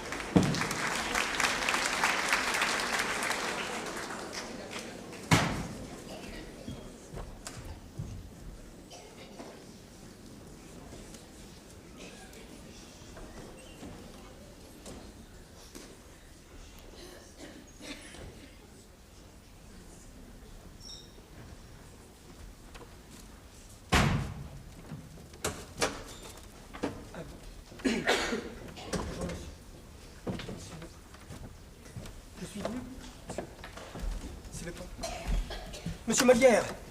Oui. Je me suis permis de vous attendre en ce lieu, monsieur Molière. Le portier m'a dit que vous arriviez toujours le premier au théâtre. J'ai osé espérer que vous m'accorderiez quelques minutes. Mais oui, assurément, on y voit goutte dans ce couloir. Entrez dans ma loge, je vous prie. Pardon.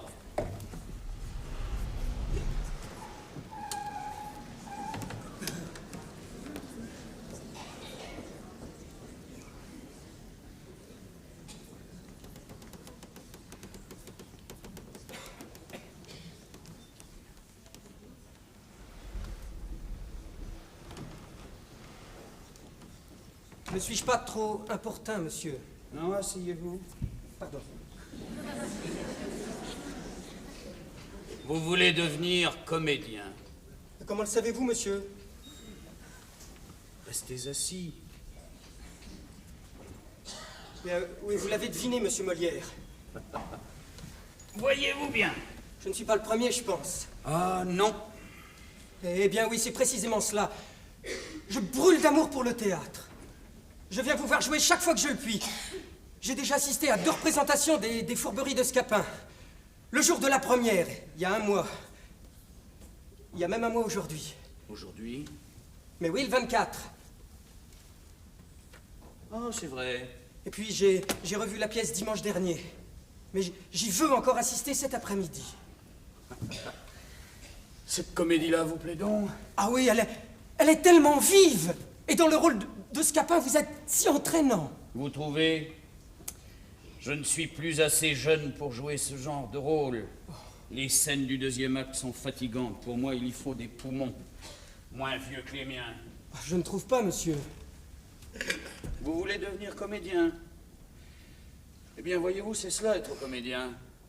Arriver un jour dans sa loge, trouver un jeune homme comme vous, lui parler, se rappeler en l'écoutant l'enthousiasme que l'on avait autrefois, comme lui, pour jouer Mascarille. Quand je jouais l'étourdi, j'avais 33 ans. Mes camarades disaient que je mettais le feu au tréteau dans ce rôle.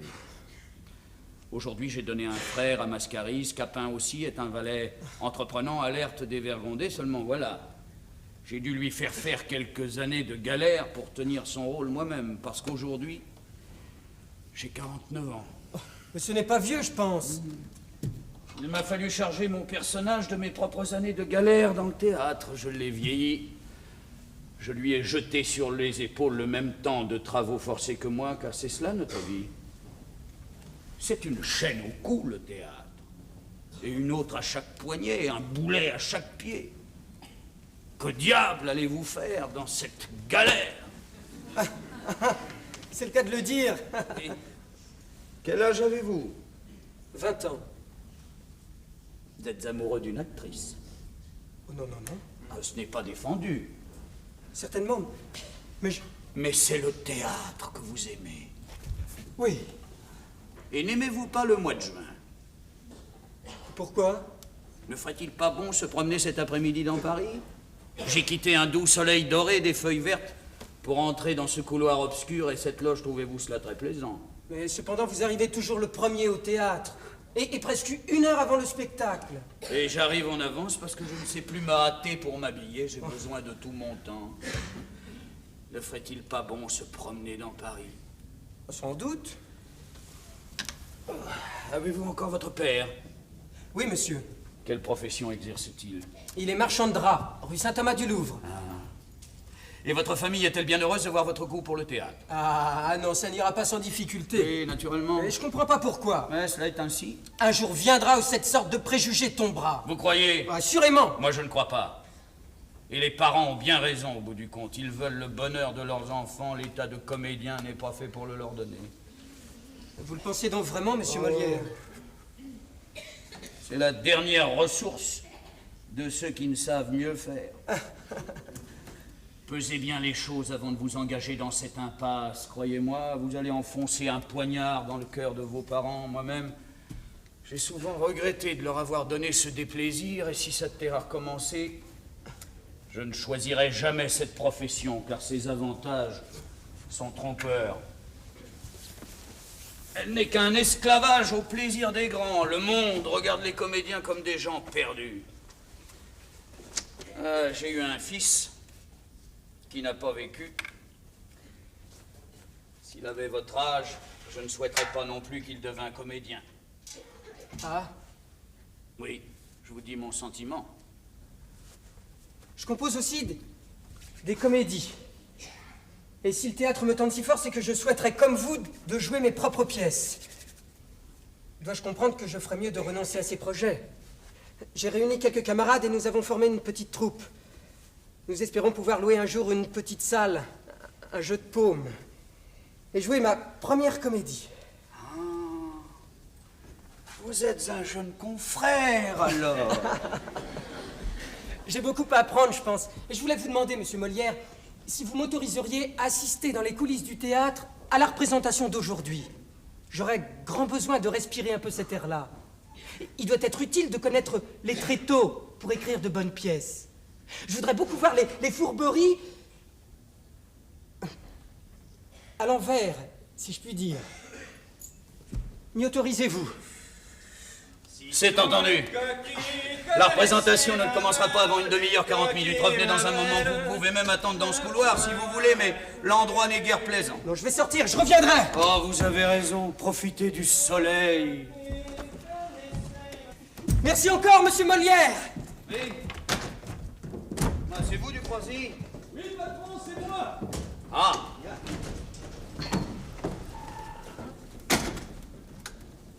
Je me croyais seul. On va faire une belle salle aujourd'hui. Ah oui? Oui, il y a du monde, hein, patron. Lagrange m'a dit en passant que la matinée s'annonçait bien. Bravo. Ah, dites-moi, Ducroisy, je profite puisque nous sommes seuls, je voulais vous dire encore. Ah oui, je vois, c'est mon Géronte qui vous chagrine toujours, n'est-ce pas? Non, ce que vous faites est très bien, sans doute. Cependant, vous n'avez pas encore trouvé exactement ce que je souhaiterais. Là, c'est votre voix, qui pourrait être plus drôle. Cette voix nasale que vous prenez est amusante, mais un peu tendue, et dans la scène de la galère, ça devient un peu fatigant, et vous y perdez, ce me semble, en drôlerie. Faudrait trouver... Vous souvenez-vous de Ratino? Ratino? Oui, mon vieux notaire qui venait me voir souvent autrefois. Non, mais c'est vrai, c'était lui, Géronte, c'était sa voix. C'était sa façon de tordre la lèvre supérieure en fronçant le nez, là, une sorte de voix blanche, comme d'un homme qui n'aurait plus de gosier. Ça changeait que... Comprenez-vous? Il semblerait alors que sa voix s'en va avec son argent, qu'on lui arrache les entrailles à ce vieux Grigou, et ce serait plus drôle, comprenez-vous? Oui, je comprends. Mais, je vais y penser encore. Oui, vous devez pouvoir y arriver. Je vais tâcher. Merci. De rien, patron. Quelle heure est-il? 3 heures, je pense. Champonneau est sur le théâtre? Je suis pas encore monté, je vais voir. Non, merci. Champonneau! Champonneau!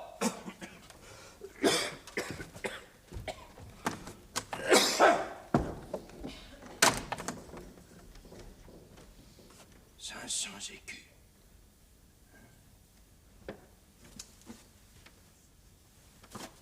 500 écus. Bonjour, mademoiselle Debray. Qu'est-ce que tu as? Tu es enroué? Moi, pas du tout enroué. Tu trouves? Tu n'es pas difficile. J'essaie une nouvelle voix. Oh, bon. Très bien, alors. Molière trouve que la mienne n'est pas bonne pour Géronte. Si ça m'arrête. À chaque fois qu'il me voit, il m'entretient là-dessus. Il est là? Oui. Tu ne lui as parlé de rien? Pourquoi? Pour sa fête. Mille dieux! Peu de chance que je lui ai dit quoi que ce soit, je l'ai complètement oublié. Oh, putain! Rien à voir lui offrir. On le lui souhaite toujours à la fin de la représentation. Mais oui, on en est tous convenus. Chacun lui fera son petit cadeau sur la scène. Alors qu'est-ce que je vais faire, moi? Et pour acheter quelque chose. Oh, maintenant? Tu n'entres qu'au deuxième acte, tu as le temps. Tu as raison! Dis donc! Qu'est-ce que je lui achète? Oh, ce qui te plaira. Ce qui te plaira pour lui. Une plume d'oie. Dindon. Une plume de dindon? Allez, va vite. Oh. Je cours, je vole, et je vole avec mes plumes de dindon. Oh, dis donc! Quoi? Dis donc, tu sais, la petite peson de l'hôtel de Bourgogne. Ah, celle qui t'avait envoyé promener. Si on peut dire. Eh bien? Eh bien, elle a révisé son jugement. Hier soir, je l'ai eu dans mes bras toute la nuit. Une fille! Je peux dire, enfin je crois, qu'elle a regretté le temps perdu. Don Juan. Mais je suis bien tranquille, c'est une histoire inimaginable, la plus romanesque du monde. Avec un loup sur la figure, ma chère. Un enlèvement, quoi. Mais je te raconterai. Elle avait voulu me résister. Je te raconterai, je vais vite.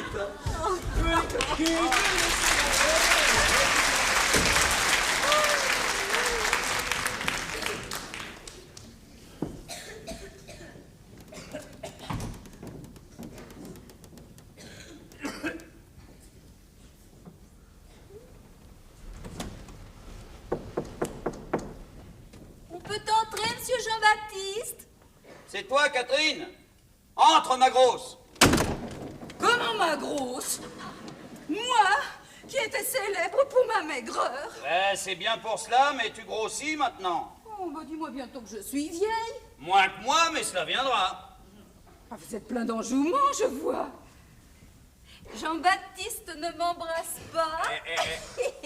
N'est-il plus à l'âge où l'on est galant avec les dames? Eh bien.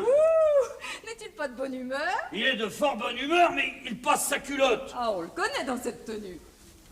Mademoiselle de Brie, vous êtes une dévergondée. Plus beaucoup. Hélas. Tu viens me dire des tendresses? Bien sûr. Ne t'ai-je pas toujours dit des tendresses? C'est vrai. Je n'ai pas beaucoup d'amour propre. Ça m'aurait été précieux avec toi. Diantre, qu'est-ce à dire, ma belle?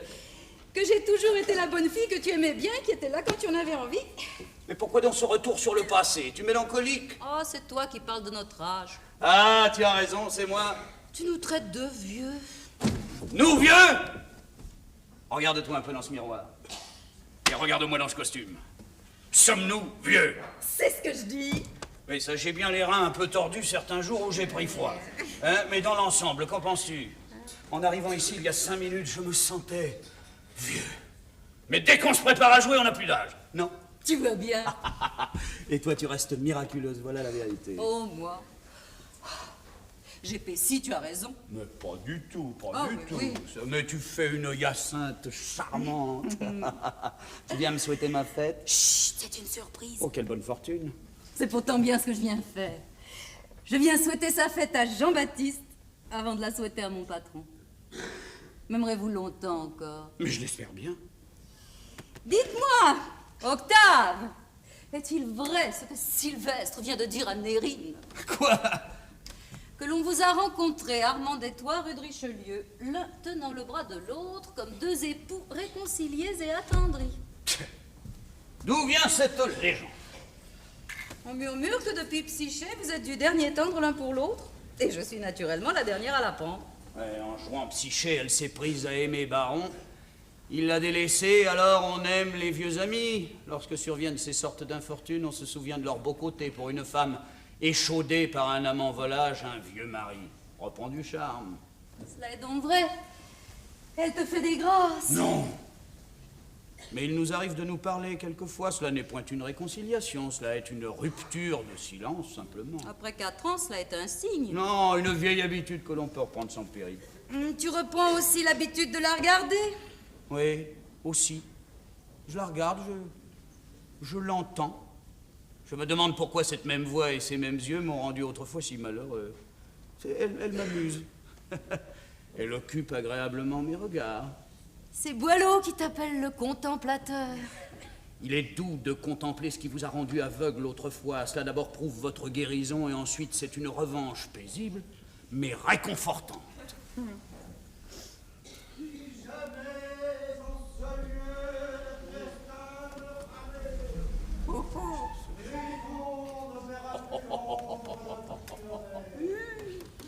Oh, ma sœur aux 12 yeux, quel était ce héros qui jadis enfourchait noblement vos chevaux? Savait-il le perfide? C'est la taurière. La taurière! Voilà! Voulez-vous appeler Champoneau par l'escalier? Tout de suite! Inutile, je vais le faire moi-même. Parfait! Champoneau! Champoneau! Mais enfin, que fait-il? Je ne veux pas qu'il allume les chandelles avant 3h30. Il nous fait une consommation trop importante. Les factures deviennent ridicules. Bon, je le lui dirai tout à l'heure, je vais m'habiller, à tout de suite. Mari trop bon. Dinde cuite. Mari qui trompe sa maîtresse avec sa femme. Oh, va te faire ta beauté, va. Grossier. Oh! Bonjour, monsieur Boileau. Bonjour, mademoiselle de Brie, je vous présente mes hommages. Je connais quelqu'un qui sera bien aise de vous voir, je pense. Vous êtes aimable de le penser. Il est dans sa loge. Mais qu'est-ce que j'entends dans ce couloir? La voix d'un ami. Oh, entrez, vous me ravissez. Ne suis-je pas important? Non, non, je me prépare. Entrez.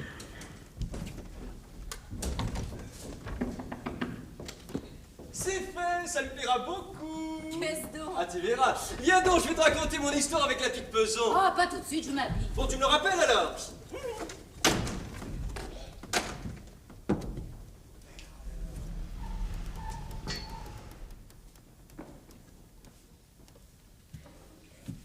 Eh bien, ma visite vous surprend-elle? Oui et non. Pourquoi oui? Parce que vous n'aimez pas les fourberies. Je viens précisément pour revoir votre comédie. Ce tantôt? Oui. Maintenant, je ne suis plus surpris. Je sais pourquoi vous venez me voir avant la représentation. C'est pour ne pas avoir à le faire après. Non, vous êtes méchant, Molière. Mais je dis vrai. Je n'aime pas beaucoup les fourberies, c'est exact. Mais je veux m'assurer de mon jugement. C'est là que je vous reconnais. Et par là que vous me pardonnez. Non! Non. Non, je ne vous pardonne point de ne pas aimer les fourberies. Donnez... Mais vous tenez tant que cela à votre bastonnade? J'y tiens beaucoup. Vous qui devriez être à l'académie. C'est l'académie qui aurait tort de mépriser mes coups de bâton. Vous êtes irréductible. C'est alors mauvais génie que les enfants toujours tiennent le plus. Et vous êtes un grand enfant. C'est pour cela que je vous aime. Et par là que vous me condamnez, mais que leur reprochez-vous donc à ces fourberies? De n'être pas tout à fait digne de Molière, simplement. Mais qu'est-il donc, ce pauvre Molière? Vous le savez mieux que moi. Il est d'abord l'auteur du Misanthrope. Vous ne nierez pas que vous ayez atteint dans cette pièce le sommet de la comédie. Et si j'avais voulu atteindre dans les fourberies le sommet de la farce? Vous me retournerez que je n'y ai pas réussi, sans doute. Je retournerai que votre talent vous permet tout, mais que la farce est un genre mineur, et que quelque mérite que puisse avoir votre comédie nouvelle, je n'y reconnais pas. Non, je n'y reconnais pas l'auteur du Misanthrope, c'est toujours là que j'en reviendrai. À moins qu'une seconde représentation ne change aujourd'hui mes vues sur la pièce. J'ai bien peur qu'il n'en soit rien. Pourquoi? Mais parce que vous établissez une hiérarchie au départ de votre jugement. Je vous en veux, Boileau. De cet aveuglement volontaire, vous qui êtes le plus lucide des hommes. Je vous en veux parce que vous vous rangez aux côtés de gens moins avisés que vous et qui sont toujours à dénigrer ce qui ne leur met point l'esprit à la torture. Ah non, croyez-moi, ce sont de faux vivants, ce sont des demi-cadavres, mon ami. Cher auteur, qui n'aime pas qu'on le suspecte. Mais oui, soyez bon juge. Pour moi, ces temps-ci, il m'est venu avec le printemps naissant un retour heureux de ma jeunesse. J'ai voulu retrouver le cher Mascari de mes 30 ans, Scapin, et son frère jumeau. Vous vous trompez, mon ami, quand vous voulez me réduire aux simples limites d'Alceste. Alceste est immense. Alceste est sans limite. Mais je ne vous réduis en rien. Je suis tout entier dans Scapin comme je l'étais dans Alceste. Mais je le sais bien que vous êtes riche et multiple. Je ne suis pas riche. Je suis jeune, Boileau. Savez-vous quel fut le jour le plus heureux de mon existence? Le jour où Tartuffe cessa d'être interdit, je pense. Oh, certes, ce fut un heureux jour, mais moins pourtant que celui de ma première représentation de l'Étourdi à Lyon, il y a de cela 15 ans. C'est là où j'ai le mieux senti mon bonheur et ma joie de vivre. Voilà pourquoi il reste pour moi comme le meilleur de mon existence. Et savez-vous quelle serait pour moi aujourd'hui la plus grande joie du monde?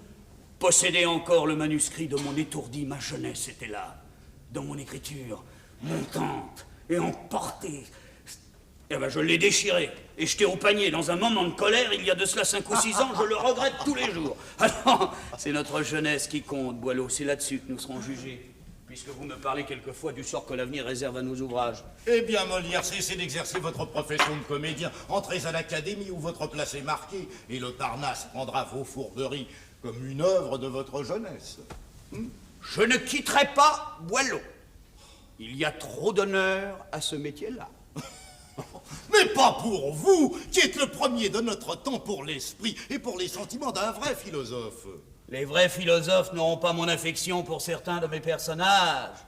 N'oubliez pas que mes 3 héros préférés sont Alceste, Don Juan et mon Scapin, que vous n'aimez pas. Croyez-vous que l'Académie y trouve son contentement? Alceste est un fou, Don Juan est un libertin, et Scapin, lui, sort des galères pour fourber et rosser des vieillards en pleine puissance, en plein exercice de leur puissance paternelle. Prétendez-vous avoir une âme de vaurien? Je constate que ces diables-là ont ma sympathie. Nous avons parlé de vos contradictions. Vous en faites un étendard, je le vois. Votre inclination vous porte d'instinct dans les demeures bourgeoises, aisées d'Orgon ou de Madame Jourdain. Vous êtes le censeur de l'hypocrisie et de la mauvaise intelligence.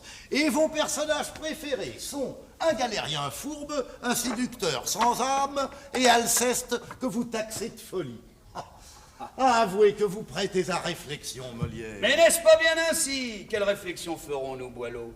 La vie elle-même n'apporte-t-elle pas ce mélange de bonnes et de mauvaises raisons, de contradictions et d'admirables concordances? Que réfléchirons-nous? vous, mon ami, si l'on réfléchissait. Croyez-vous que l'on n'eût jamais écrit quoi que ce fût? Ah non, je n'en suis pas pour les tourments de l'esprit. J'admire votre santé. Vous êtes philosophe sans le savoir. J'avais besoin de soleil. Et voilà pourquoi j'ai écrit Les Fourberies de Scapin. Parce que l'action se passe à Naples. Et moi, c'est cela que je trouve admirable. Ce couloir est obscur. Cette loge faiblement éclairée.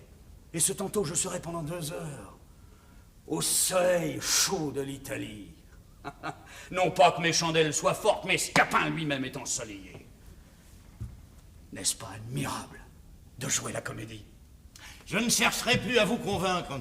Chez vous, peut-être. Ici, non, vous êtes le plus fort. Et savez-vous que les comédiens sont de bien braves gens?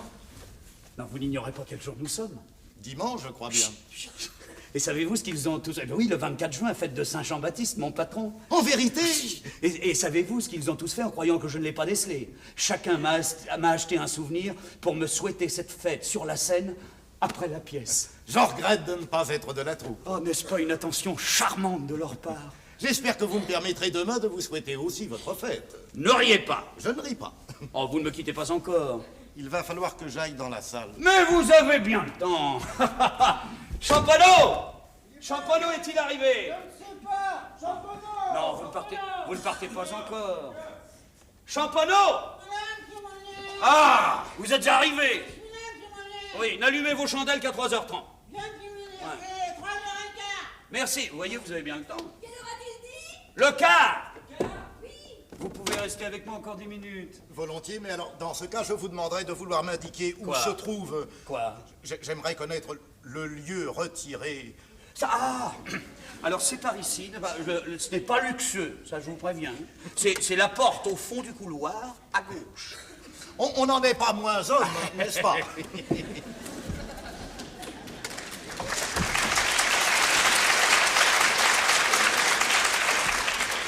Ducroisy! Oui, voilà. Écoutez, Oui. Boileau est en train de pisser. Mais c'est une bonne nouvelle, ça.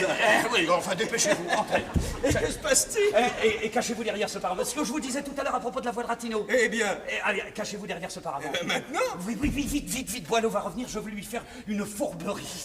Je veux l'amener à imiter Ratino. Vous profiterez de la leçon, vous entendrez la vraie voix de Géronte. Il l'imite à merveille. On va bien s'amuser, vous allez voir. Fort bien. Petit patron, c'est la scène du sac que nous jouons, alors. D'ailleurs, j'aime mieux être derrière un paravent que dans un sac. Est-ce que je peux m'asseoir? Chut, silence. Non, mais ce ne sera pas trop long parce que j'ai pas fini de me préparer. Non, mais jusqu'au 2e acte, vous avez bien le temps. Allez, chut. Puis entrer. Bah pourquoi non? J'ai cru que vous n'étiez pas seul. Comme Géronte dans son sac, vous vous êtes laissé prendre à mes différentes voix. Il est vrai que près de la loge d'un comédien, on ne sait jamais s'il est seul ou non. On entend souvent des exclamations, des apostrophes qui ne s'adressent qu'à des héros absents. Ah, vous souvenez-vous, Boileau, le temps où vous vous faisiez fêter vous-même dans tous les salons pour vos talents de comédien, justement? Oui, ça m'a valu en effet quelques succès. Quelques antipathies aussi. Et Montfleury, entre autres. Ah, vous l'imitiez mieux que moi dans l'impromptu de Versailles. Je n'ai jamais su, en tout cas, faire un portrait de vous comme vous l'avez fait de moi-même devant le roi. C'est le roi qui me l'avait demandé. Non, mais je sais, j'étais là. Vous avez eu la gentillesse de le bien prendre. Oh, il y a quelqu'un que vous imitiez encore mieux que moi. Qui donc? Ratino. Votre notaire! Oui. Monsieur Molière. C'est presque cela. Comment presque? Monsieur Molière. Sans écu. Quoi? Non, mais pour moi, Géronte devrait avoir cette voix-là. Alors, je m'essaie à l'imiter pour la faire entendre à Ducroisy. Oh, mais que diable allait-il faire dans cette galère? Vous n'y êtes pas, Molière. Ah, vous n'allez pas venir ici me donner des leçons de comédie. Alors je me pique au jeu, Boileau. Ah, non, mais écoutez-moi, et dites-moi si je n'y suis pas. Et moi va vous dire que si vous ne lui envoyez par moi tout à l'heure 500 écus, il va vous emmener votre fils en Alger. 500 écus. Non. Comment non? Vous n'y êtes pas. Je n'y suis pas? Non. Non. Non. Ah, vous me la voyez belle. Comment diantre 500 écus? Il ne devinait pas. Oh, donnez-la moi. Donnez-la moi, ma leçon. Hein, tenez, prenez ce manuscrit. Mais oui, je vous la donnerai. Oh, le pandard de Turc m'assassinait de la façon. Mais c'est à vous, monsieur, d'aviser promptement au moyen de sauver des fers un fils que vous aimez avec tant de tendresse. Et que diable allait-il faire dans cette galère? Il ne songeait pas à ce qui est arrivé. Va-t'en, Scapin! Non, vous me faites faire des folies. Va-t'en dire à ce Turc que je vais envoyer la justice après lui. La justice en pleine mer. Oh, mais vous moquez-vous des gens. Mais que diable allait-il faire dans cette galère? Une méchante destinée conduit quelquefois les personnes. Il faut, Scapin, que tu fasses ici l'action d'un serviteur fidèle. Et quoi, monsieur? Et que tu ailles dire à ce Turc qu'il me renvoie mon fils. Oui. Et là, que tu te mettes à sa place jusqu'à ce que j'ai amassé la somme qu'il demande. Hé, monsieur! Non mais songez-vous à ce que vous dites. Mais que diable allait-il faire dans cette galère?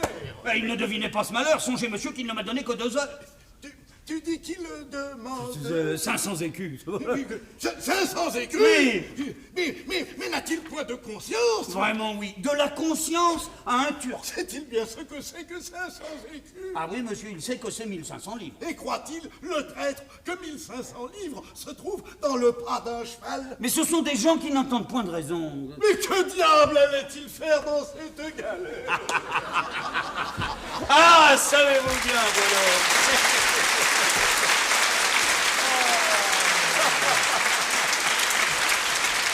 Ah, savez-vous bien, Wallon, que vous feriez un admirable acteur? Ah, savez-vous bien surtout que la scène, elle, est admirable, et que je m'y suis laissé emporter.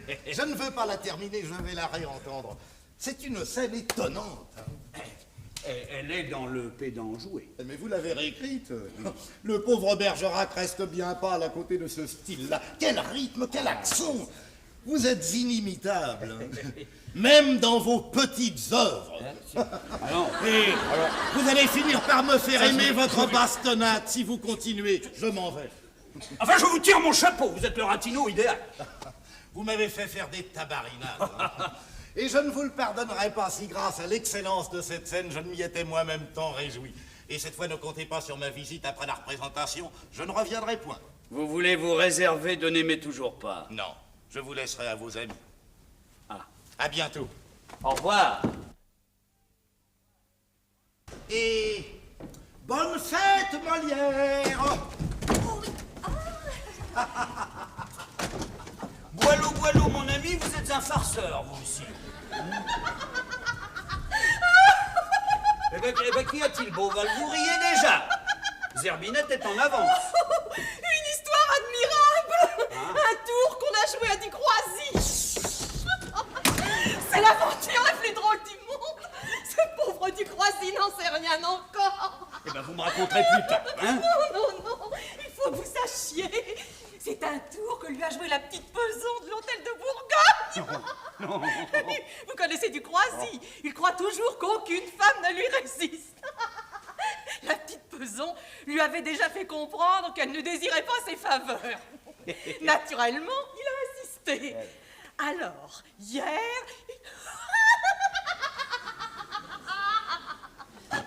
Elle lui a fait remettre une lettre lui demandant de venir la chercher en un lieu choisi par elle. Elle lui faisait savoir aussi qu'elle porterait une cape et garderait un loup sur le visage afin de ne pas être reconnue. Et Ducroisy a cru tout ça. Et c'est une autre qui est venue. Et cette autre a passé la nuit avec lui en lui défendant d'allumer la moindre chandelle jusqu'au matin. Et au matin, elle est partie sur la pointe des pieds. Et Ducroisy croit qu'il a couché avec la petite Peson.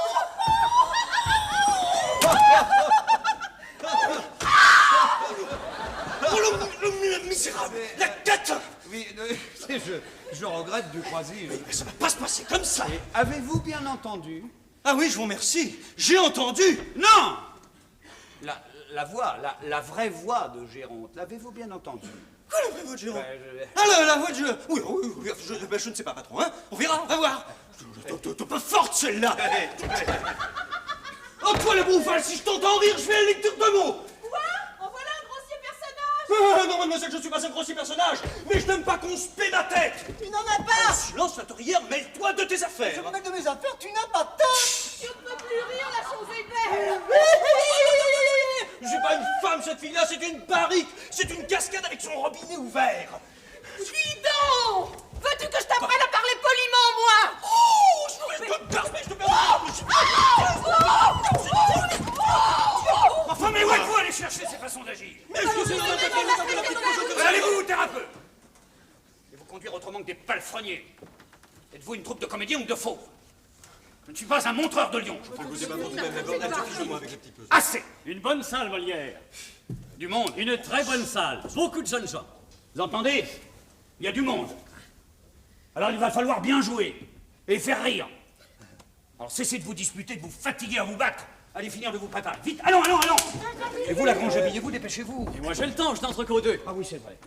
Champollion! Voulez-vous lui dire d'allumer ses chandelles? Nous commençons dans 5 minutes. J'y vais. Ah, une chose à vous dire, patron. Au sujet de ce pauvre Mondorge qui a joué avec nous. Il est très misérable. Il n'a pas de quoi rejoindre sa troupe qui est en province.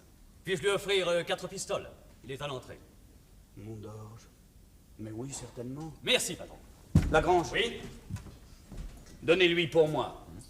Et donnez-lui en 20 autres de votre part. Je veux qu'il sache que c'est à vous qu'il a l'obligation du service que je lui rends. Dites-lui de venir me voir après la représentation. Je lui dirai, patron. Je vais d'abord prévenir Champollion. Voilà. Oh, bonjour, Madeleine. Comment vous portez-vous? Pas trop mal. Merci, Lagrange. On ne voit plus souvent ici, maintenant.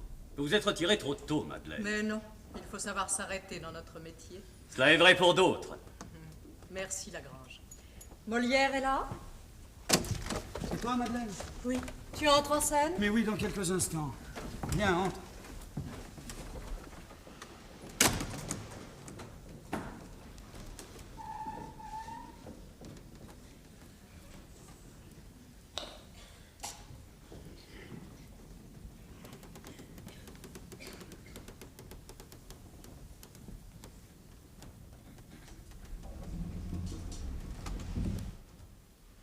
Comment te sens-tu? Un peu lasse, comme toujours, ces temps derniers. Ma pauvre fille, il faut te reposer. Et pas d'idées noires, surtout, n'est-ce pas? Ça me procure une impression curieuse maintenant, quand je viens ici. Tu regrettes? En ce moment, oui. Quand j'arrive ainsi à l'heure du théâtre. Mais il faudra que tu recommences à jouer. En ce moment, dans les femmes savantes, j'écris pour toi le rôle de Martine. Non, trop tard pour moi. Mais non! La salle est pleine, paraît-il. Cela te fait envie, tu le sens bien. Non. Je suis venue t'embrasser et te souhaiter ta fête. Oh, Madeleine, que tu es gentille. Je t'ai apporté un souvenir. Mais tu es folle. Je crois qu'il te fera grand plaisir. Mais qu'est-ce que c'est? Regarde vite. Ah ben tu m'intrigues, tu sais.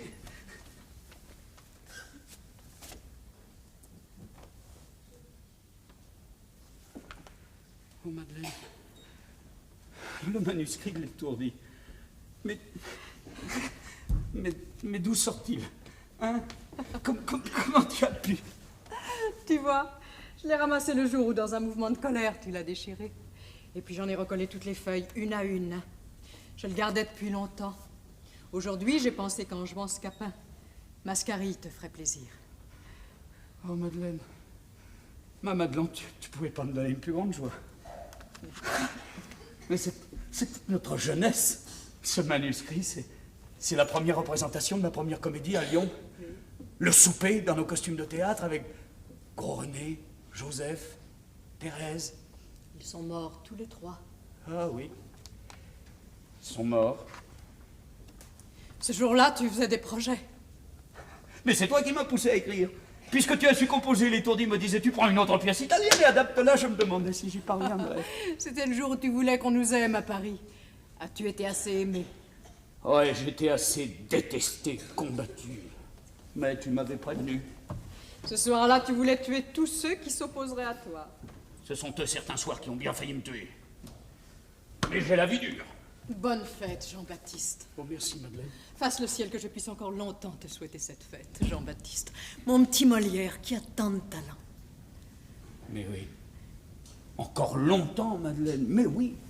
Nous ne sommes pas vieux. Regarde. N'est-ce pas presque le costume de Mascarille que j'avais autrefois? Et Scapin n'est-il pas aussi alerte, aussi rapide, aussi bavard, aussi entreprenant que mon premier valet? Armande va bien? Oh oui, je pense. Elle seule ne sera pas venue me souhaiter ma fête, vois-tu?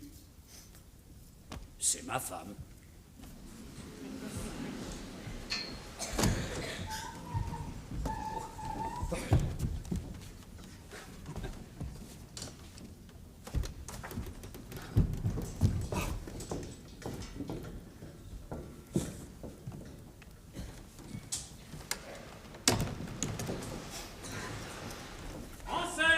En scène, là, son théâtre. Oui. On arrive, on monte. Bah alors, vite. Je suis en retard, monsieur Molière. Ah non, non, le spectacle n'est pas encore commencé. Oh, vois-tu, Madeleine, ce jeune homme veut être comédien. Et il écrit des comédies, et il constitue une troupe, comme nous autrefois. Ça est bien, c'est ça qu'il faut. Vous avez raison. Jour après jour, il y aura toujours des jeunes gens pour constituer une troupe. Jouez. Soyez heureux, soyez comédiens. C'est le métier du monde où l'on se sent le mieux vivre. Et ne pensez pas en écrivant à ceux qui peuvent faire mieux que vous ou à ceux qui ont mieux fait. On n'est jamais qu'un petit chaînon dans l'ensemble. Et on a peu de poids, quoi que l'on fasse dans la marche d'une année ou d'un siècle. Il faut vivre. Voilà tout. En faisant bien son ouvrage. C'est là tout ce que je vous dirai. Avec encore ce dernier conseil, le plus important. N'entrez jamais en scène qu'avec votre conscience d'auteur tranquille. Et alors, vous verrez. Rien n'est beau comme d'entendre une salle pleine qui attend qu'on la réjouisse. Rien n'est beau comme d'entendre ce bruit-là. L'entendez-vous bien? Allez, montez, ne manquez pas le début, hein, et apportez-moi votre comédie, je la dirai. Vraiment, monsieur Molière? Ah, assurément, je la dirai. Ben la voilà, je n'avais pas osé. Oh, il l'avait dans sa poche. Vous me la donnerez tantôt. Catherine, les coups sont frappés, pressons, pressons, allons. On peut commencer, je suis Bon. prête. Oh, tu te souviens des pirouettes que je faisais autrefois dans l'étourdi? La roue. La roue, oui. Bah, c'est un petit peu difficile aujourd'hui, mais on les fera rire quand même. On n'est pas vieux. Hein? Ah, on ne sera jamais vieux. N'est-ce pas, ma Madelon?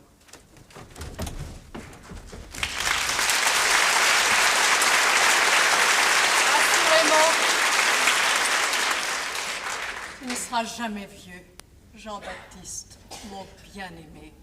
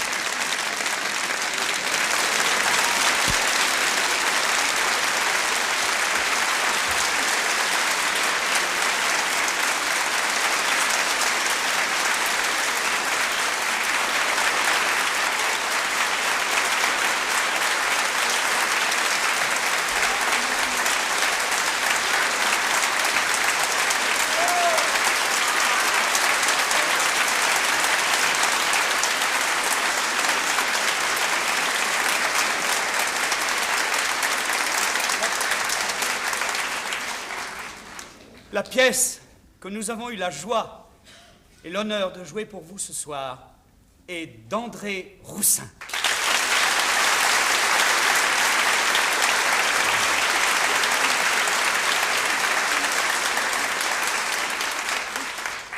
Les décors sont de Roger Hart.